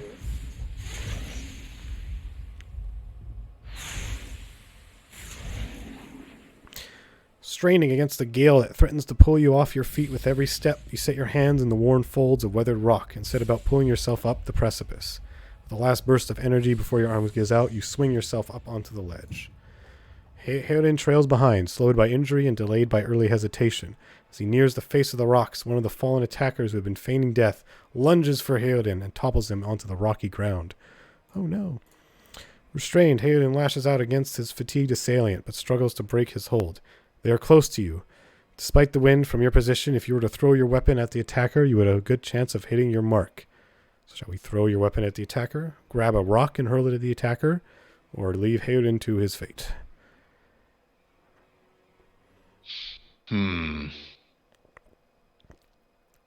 Let's toss the weapon. Alright, throw your weapon at the attacker. Your aim is true, and the hit jars Heoden loose. Lurching to his feet, Heoden clambers up the base of the rocks. As he nears the top, however, the wind flares, pulling him sideways and tearing one of his hands free. Oops. Damn, that's some wind, alright. Oh yeah, no, this wind is there's so much more to it too that there's a reason the guy told you to run with his dying breath. But diving out onto the hard rock, you manage to catch hold of it. Securing his other hand, you pull with waning strength, and it feels as though your arms will be jerked from their sockets. They hold just long enough for Heoden to set his feet and join you on the trembling ledge. There's a deep resonance to the swelling wind now. You feel it in the rocks beneath your feet and inside the cavity of your own chest, as though it would shake the marrow from your bones.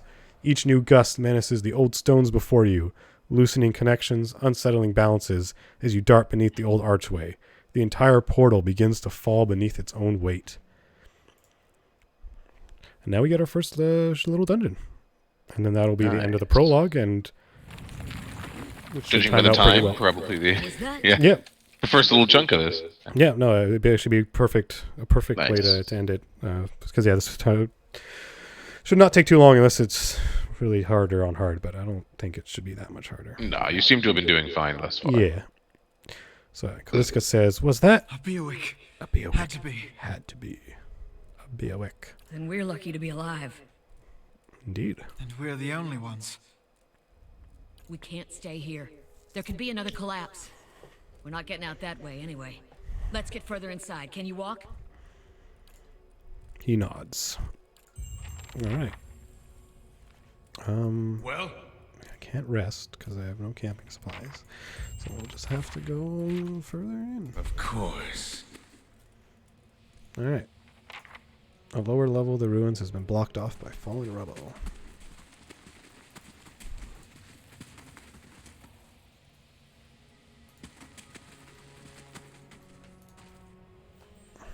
That should be far enough. But what now? We look for another way out. Storm has to die sometime. All right. Julian.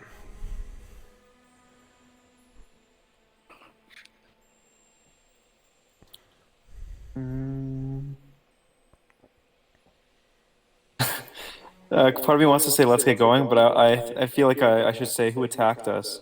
I feel like you have the right to be like, oh, what the fuck was that? Yeah, no, that's definitely a reasonable thing for an evil person to ask. You got to know who you want to get revenge on, right? Yeah, that's fair. And she answers, Glonfadins. They'd be those hut dwellers Odema warned you about. Look to be fangs of Gallowayne, who are the twistiest of the lot. They go ruin to ruin looking for fights with colonists. Poor Odema. I think he half expected this once we lost the main road. All right, Louis.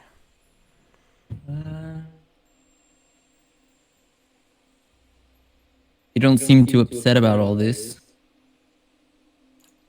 Kaliska looks you in the eye, a volatile current running beneath her voice. Maybe you just don't know me enough to know what upset looks like. And maybe I've seen worse too. Seen worse and kept on walking. Because there's nothing else to be done and because there's other people you care about who still need you. Right, Dan? I don't care about the rest in the caravan. Fuck it, let's get going. All right. We got some exploring of our current situation to do. We can talk once we're safer. Yeah. So Hayden takes a step forward and his knees buckle, and before anyone can catch him, he stumbles to the ground, his cheek striking the time-worn cobbles. On unsteady legs, his claws his way up the wall and back to his feet, but his stance is shaky, like a sailor walking on land after a time at sea. Could we maybe stay here and rest a few hours? I've lost some blood. It seems quiet off to the left. Might be a place to rest there. All right. I hate to say this, but we can't afford to stay put. Those Glonfaldens were riled about something. Could be we got company in here. Looters will be armed and ready to kill, and there's probably a lot of them. We can't be caught sleeping in their beds. Please, I just need to lie down for a while. Then we can move as fast as you want. Maybe you didn't hear me. We are gonna die in here if we don't get moving and get this place figured out before the looters come back. We've either got to find the exit or a damn good place to hide. All right. Julian. You get to make this decision, unless you guys want to collectively make the decision. Let's see. Either basically we're going to commit to resting, or we're going to press on. You know, Fuck this guy. I already did all this. Also, like I played True. this. I know how this all plays out. So I'm not going to answer this one. Okay. So then, yeah, Louis or Dan or both of you. What do you? I say forget about this dude. We don't need him. Just slowing us down. I mean, he's not going anywhere. He's just going to be less useful in combat if we don't rest because he's hurt.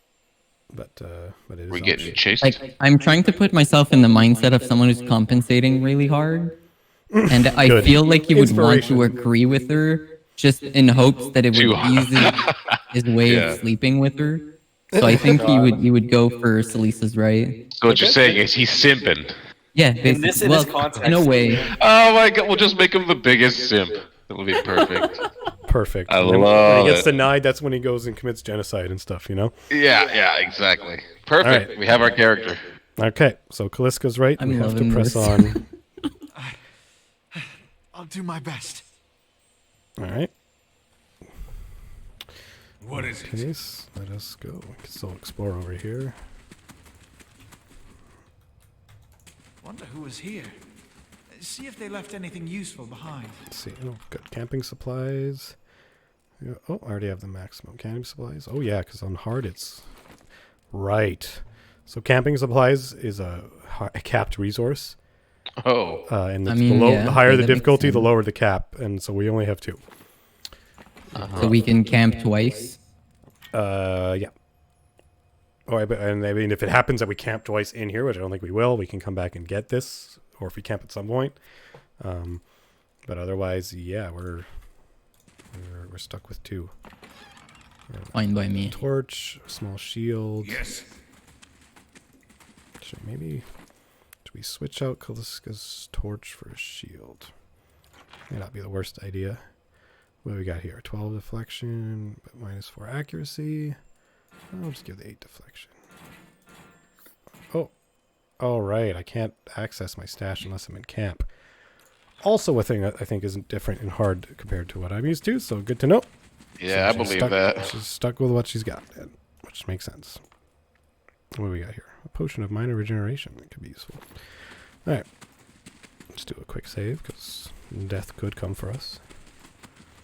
Alright. So come over here. We got a direction down this way, and we can go... We got 2 directions. Where do you guys want to go? You can either go down here. I mean, I imagine we're going to be clearing the whole thing, so we Yeah, might it's as more well just where you want to go down first. Down, yeah. Okay. Let's go. Ooh, what's this? A trembling, sickly creature emerges from the dark, clutching a spear. Knobby elbows and thin ribs show through its scaly flesh, but you recognize it as yes, basically a kobold, but they call them Zarps. But yes, it is literally just a kobold. It watches you cautiously, breathing in ragged sighs. So yeah, Julian, or unless you still want to, I don't know if how many remember this one, but someone can decide what they want to do. You can.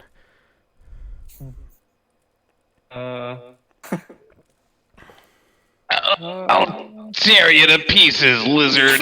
That's so mean. He's just Bro, there. he's got to impress his bae. He's got to show he's an alpha.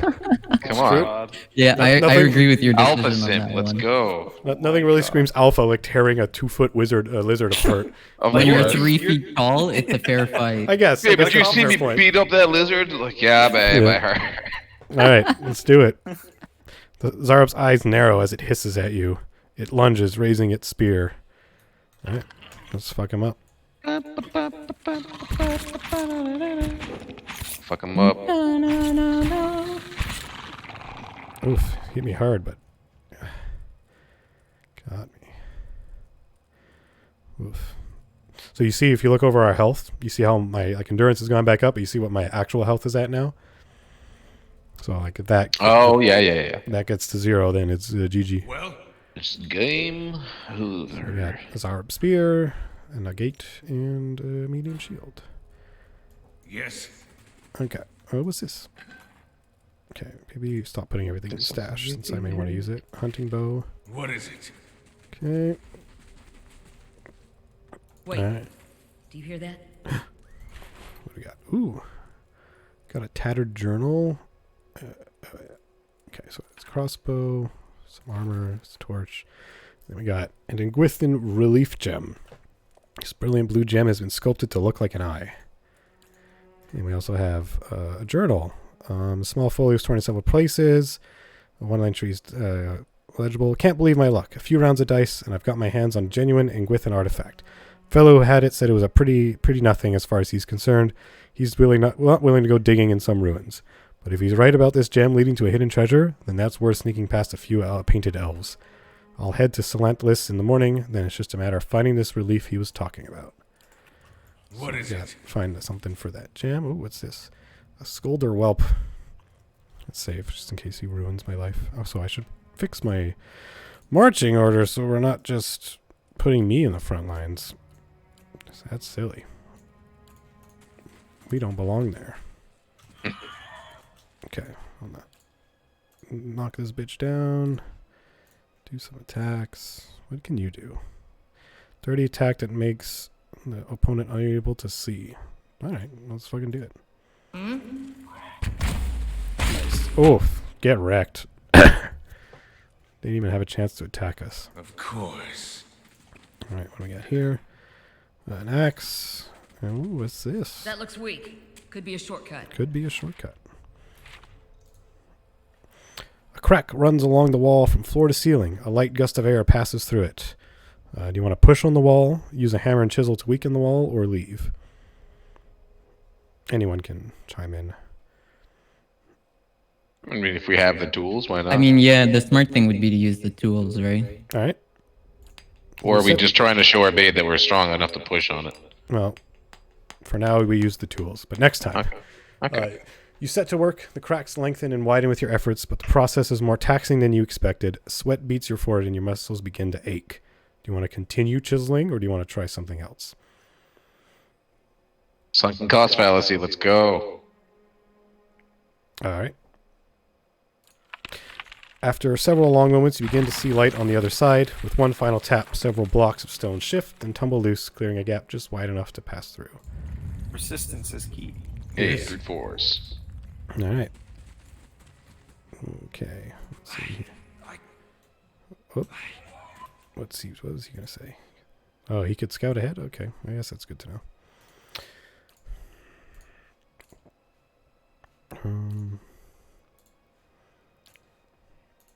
I could scout ahead. Oh, shit. There's another one.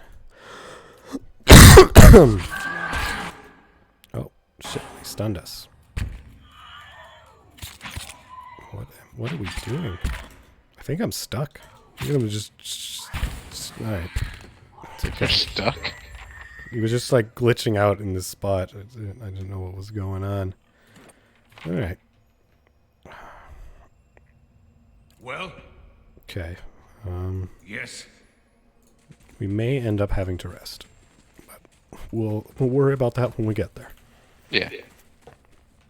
Okay. So we keep coming through here. I think that was everything in here. Is there any... No. Okay. Fresh air in here. I think we found an exit. Sounds like the storm path, too. Ooh, what do we got? Spiders.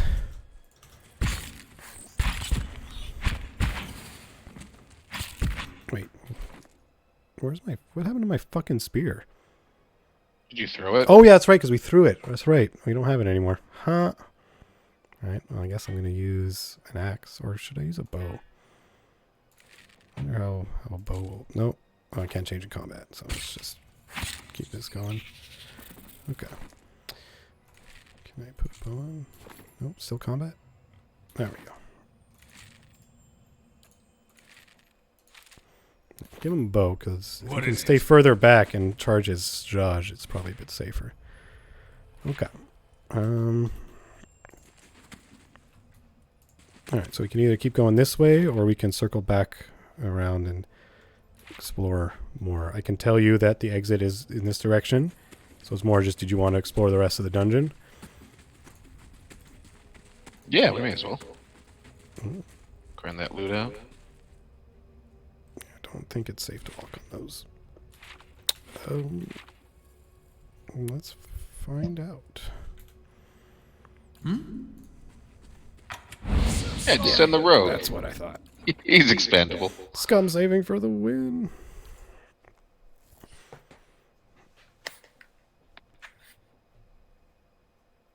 Okay, so what we can do though is come back around. Uh-oh. Uh-oh. Yeah. Yeah. They just went through the trap. Okay. We died. You die. Yeah. Getting a quick phone call.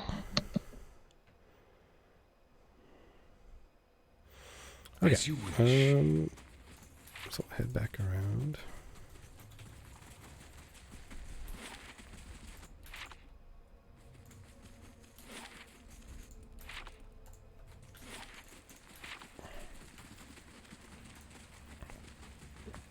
Those tiles look suspicious. Let's be careful. It's okay. Don't need to worry about the tiles because we unlocked the shortcut, but we can come in here. Just like the tiles. I think I'm just, if I remember correctly, we just have to light these. So I'm just going to do that real quick.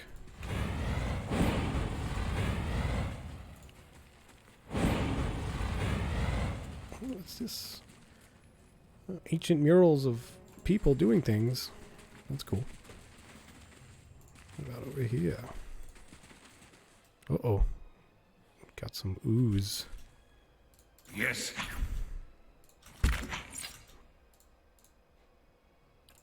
What you need? So much for you.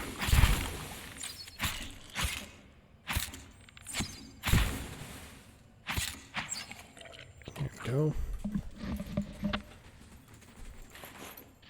Ooh, a poleaxe. That's cool. Hey, interesting. We got some ooze plasma. What's that muck on the wall? And then what's this? Vicious and oily. This thing clings to everything it touches. A vicious slick of something dark and tar-like runs down this wall. The shapes and bulges in the ooze suggest that something lies beneath it, but you can't tell what.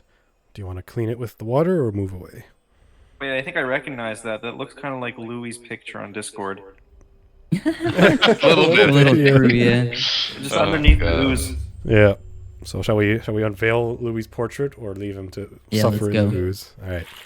You rinse the ooze away, revealing an intricate relief of a man's face. The sunburnt surrounding it has chipped away in places, but the details of his head, from the tight curls of hair to the ridges of his pointed ears, still showcase remarkable craftsmanship. One eye socket is empty. A gem fills the other. Shall we place the gem we found in the empty socket? Well, that sounds like the right thing to do, if you ask me. It's a very astute observation. The chamber begins to rumble. Yeah, stray rocks dancing across the tile floor. Finally, a large section of the wall gives way. And there's enemies inside. Oh shit. Hayden's just dead. Oh, wow. He is, eh? Yep. Oh, because there's a... You know how I was saying you get injuries every time you go down? Yeah. Once you get to 3, if you go down again, that's GG. Oh, wow, eh? Yeah. And he was at 3 because he had like 2 when we got here and then took another fall earlier. Oh. Here's what it is. I guess he needed that rest after all. Yeah, exactly. But what do we get here? Ooh, a minor cloak of protection. Amethyst and some Audra. Oh, should I put it in the stash? God fucking damn it. I'm going to have to get used to not doing that. So we'll just have to live without that cloak for now. Really, eh? Yeah. Can't access the stash except for a camp. You can't just put it on yourself? The cloak?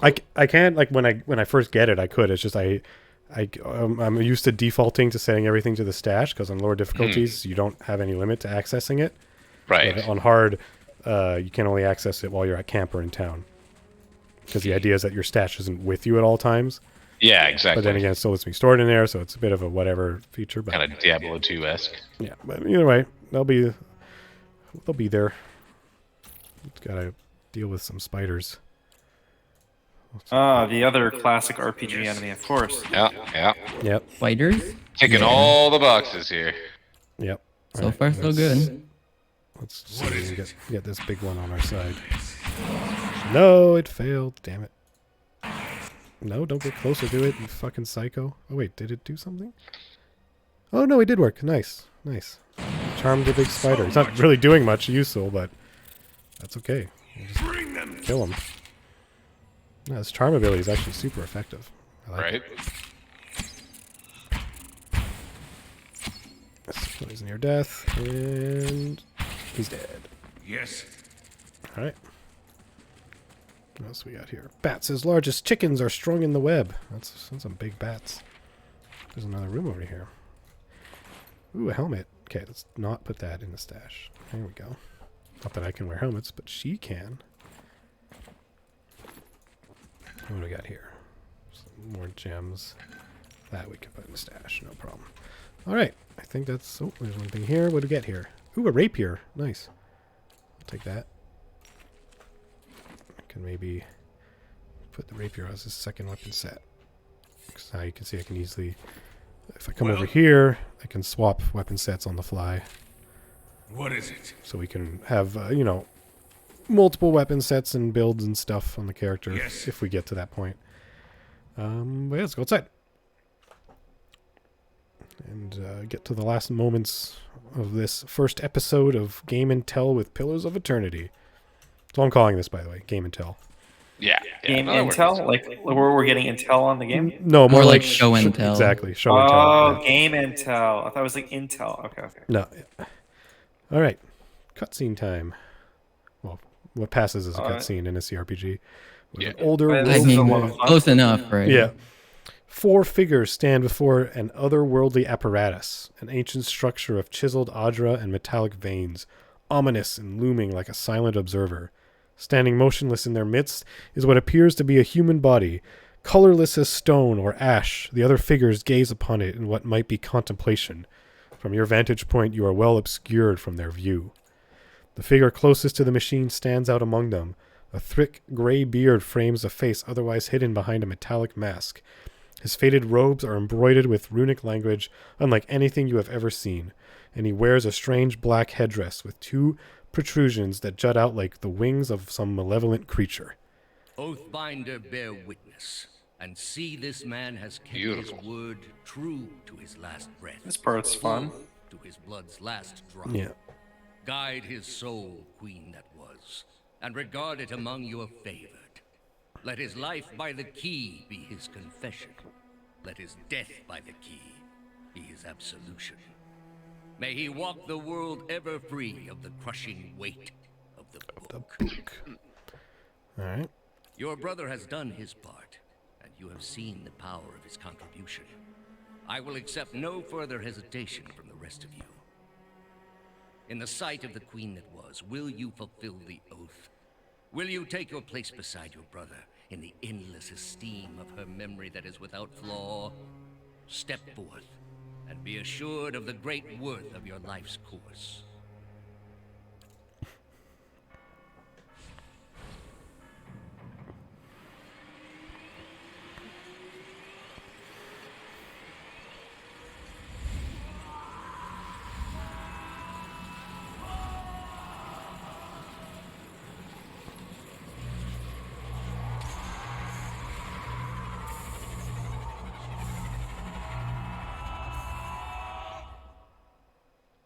They're doing some shit. Just a bit, eh? Yeah. For an instant, the apparatus goes quiet and the air is still. Then all at once, it erupts with a concussive surge. Light floods your vision and you are knocked to the ground. Your head snaps back as you land, and pain swells into the back of your skull, washing your last thoughts away into the black unconscious void. You open your eyes to a different... Yeah. You open your eyes to a different place, another time. You stand in a circular room, grand and domed, its walls lined with adra and trimmed with copper. The style is ancient, but the chamber is unweathered. At the far end, a great pillar of adra pierces the floor from below, its shimmering texture giving the illusion of boundless depth. Encircling the pillar is an apparatus much like the one you have just seen, but immense and multifaceted and intertwined. Your thoughts are yours and not yours, and they seem to exist before you think them, and they are all questions. Pressing questions, troubling questions, questions that must be answered. Or... At the base of the pillar now you see a man with a thick gray beard and ceremonial robe, crowned with a strange ornamental headdress. You know this man. You are walking toward him now at a pace that is hurried, while trying not to appear so. You have something you want to ask him, one question above all, and the question spins madly in your mind.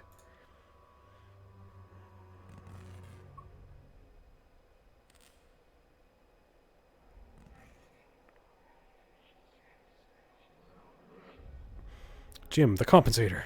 You awaken to find your malaise is broken, only to be replaced with something far more concerning. Faint whispers are audible at the edge of your hearing, like a ringing in your ears that does not subside. Movement flits through your periphery, but when you turn to look, you can see no sign of whatever it was. You find your gaze regularly darting this way and that, an involuntary paranoid tic. If this is a sickness, it may be dangerous to go without treatment for long. The figures at the machine stand frozen in place, flesh and blood replaced by cinders and ash. The man who led them is nowhere to be seen. You find Kaliska lying prostrate a short distance away, blood pooled beneath her head. No breath escapes her lips. You are alone and far from help. Gilded Veil may be your best hope of receiving treatment before things get worse. And we leveled up. Nice. Oh, at the cost of Kaliska. Yep. Ah. Yep. I think it's well, a cost they the compensator sacrificed. can pay. Yeah. All right. All the so- effort you placed into trying to sleep with her. That's Yep. oh, turns out she was a thought. It's practice for later. Yep. Oh, okay. All right. So shall we do the level up real quick, and then we'll end session 1 of Game and Tell there. Sure, man. It's a perfect point to end. All right. So we get to upgrade some skills. We have 6 points, so we can focus on stealth and mechanics for a bit if we want. Get those both to 4, unless someone wants to has objections. I don't think so. No, I think it makes sense. All right. Next, we get another power, from the same list as before. So we have these 4. If you don't remember, this is the beam that shoots, and things between you and the other end of the beam get damaged. This is blinding and dazing people. This one attacks someone in their mind, but then also can knock everyone behind him prone. And then you have a basic shock attack. So we get 1. Which one do we want to take?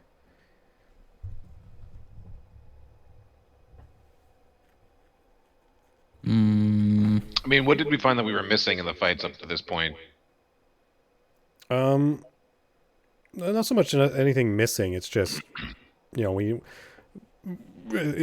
our whole thing is just we attack normally until we build up enough focus. So it's more like nothing we pick here is going to help us get focus faster yet. These are all just focus-based abilities. But we do have a talent we can pick, which may help with that. But it's more just, okay, we have a charm, we have a frightened and a blinded. So do we want something that does similar stuff, like blinding and dazed and prone, or do we want just a basic, like this is the most basic if we want like just an attack. It just does straight shock damage if they fail to save. Or we can take this one, which, like I said, it creates a beam between you and a target, and everything caught in that beam takes damage. Is that friend and foe? Oh, yeah. So, because you're sitting in the back, it might not be the safest, unless you could really position yourself, right? Well, yeah, I mean, positioning is the name of the game with these types of games. So, it doesn't really matter where we are in the marching order. We can, depending on the scenario, like, sure, there'll definitely be moments where it doesn't really have an option because we're in a narrow area, but if we're fighting in an open area, it shouldn't be too much trouble to move around if we want. But it obviously does require some positioning. Yeah. Whereas Soul Shock, it's just like, go, touch someone and burn them up with souls. Or burn their soul. Actually, I don't even think you need to touch. It's a 6-meter range, so. Maybe a little blastery shenanigans. Yeah. Just some basic shock damage. It doesn't hurt. All right. And now we have talents. So there's different types of talents. There's class talents, which are, specific to the cipher. And then you have base talents. So you have offensive talents, defensive talents, utility talents. Offense comes with stuff like weapon focus. So the weapon focus for a knight. You get plus more accuracy to like battle axe, sword, morning star, crossbow. You can get both plus bonus to distant enemies, 2-weapon style, 1-handed style, 2-handed style. So really, we don't have to pick any of these yet, but these are, every time we level up and we get a talent, we could eventually, optimize us depending on what our actual build ends up being. Nice. Defensively, we have hold the line, so that's the tank thing. We get up our reflex or any of our other defenses. You said there's something that we can get more focus? Faster recovery? Well, that would probably be here. Let's see. Okay, so these are the ones that are the class-specific ones. So let's see. We have Biting Whip. Modifies the Soul Whip to do more damage. Okay, so that just does more damage with Soul Whip, which is like the basic kind of attack thing. What's this one? Stunning an enemy whenever they target a cipher's. So if we get targeted with a will save, we can stun that person. So it's specific, but that's a thing. Draining Whip. There we go. Enhances the draining power of the Cipher Soul Whip, regenerating focus more quickly. So you get plus 33% focus gain when the focus is below maximum, and also just does more damage as well, I think. Or does it do both? Enhances the draining power of the Soul Whip. Yeah, but so that seems to be the greater focus. Oh, we can also just up our focus just straight. Plus 10 max focus. I'm not sure if that ups the min focus, but either way, it's not a bad thing to have. And then what's this? Accolytes Radiance. It's not really something I think. Yeah, this is more for priestly stuff, because some of these talents are shared across classes. They're just available to the Cipher. But these 4 are like the main ones. For the whip, we can do more sneak attack, but I don't think we're really making use of that yet. What's this? It's a hunter druid thing. Veterans recovery. You can get more endurance. I think the best bet would be take some whip enhancement. So we either just increase the damage, we can react when someone attacks us with will save. We can increase the focus gain, or we can just increase the max focus. But I think the best one would probably be focus gain for now. Yeah. So let's do that. And that's it. That's level up. Done. Nice. Yeah. And I'm super tired, so we'll have to rest when we start up again. But for now, that will bring the first episode of Pillars of Eternity Game and Tell to an end. Did I save? Yes, I did. Okay. All right. Nice, nice. I hope everyone had fun. Yeah. Yep. Any thoughts or feelings about what we did? Not necessarily just the game, but just how we did it, or any ideas to make it better, or shall we just? Well, let's see. Good. Okay, so I think it was brought up that we probably want to try to avoid super heavy narrative games for what we're playing, right? Because like, I feel like typically they're not necessarily like unless we're doing a full-on playthrough review kind of style.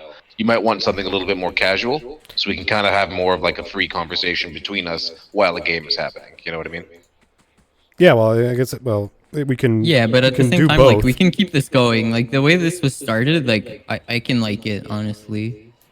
It's a way to get me through a CRPG without actually sitting me down to play. Yeah. And it doesn't hardly has to be the only thing we do. Like I know we did it for 3 hours today, and I know maybe not so much with Julian as he starts working, but for us, like we can do this simultaneously with whatever game you pick. Like whatever. Remember we said like everyone's gonna have a game that they play for us, and although Julian, I know maybe exactly. yours will be put on the back burner for a bit, but that's fine. But yeah, if you want to contrast this with something more relaxed, then pick a game that you'll play for us that is that. And also we'll have Minecraft as well whenever we get that running. I think I got it working. I'm not sure. I'll it's gonna need some testing, but this setup part's done. Cool. Because it's just, much like with the podcast, it's hardly the only option. It's just one of many things we can do. Yeah, for sure. So yeah, I think if you want a more less intensive game, like I definitely don't think we should all four of us for our game until do something like that. Like my niche will be more like these narrative focused RPGs, whereas like we were saying, if Julian's able to do whenever he's able to do it, more horror, which can lend itself to being a little more casual as well because there's no reading, it's just pissing our pants.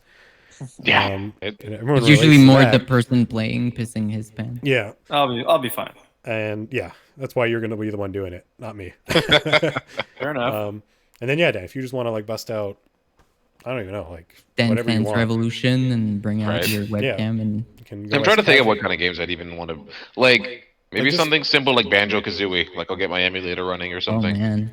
Yeah, just think of what game would you have the most fun playing for us, basically. And because I'm sure I doubt we have to worry about everyone wanting to play deep narrative games, so I can focus on that. You can focus on Banjo-Kazooie type games, and Louis can do whatever tickles his fancy. Yeah. I'm gonna try to stay away from the one game everybody thinks I'm gonna bring. Just no idle games. I'm gonna stay away from it. No. I was thinking of Bloodborne. If you guys are interested in seeing me play Bloodborne, like sure, I can dig showing off, but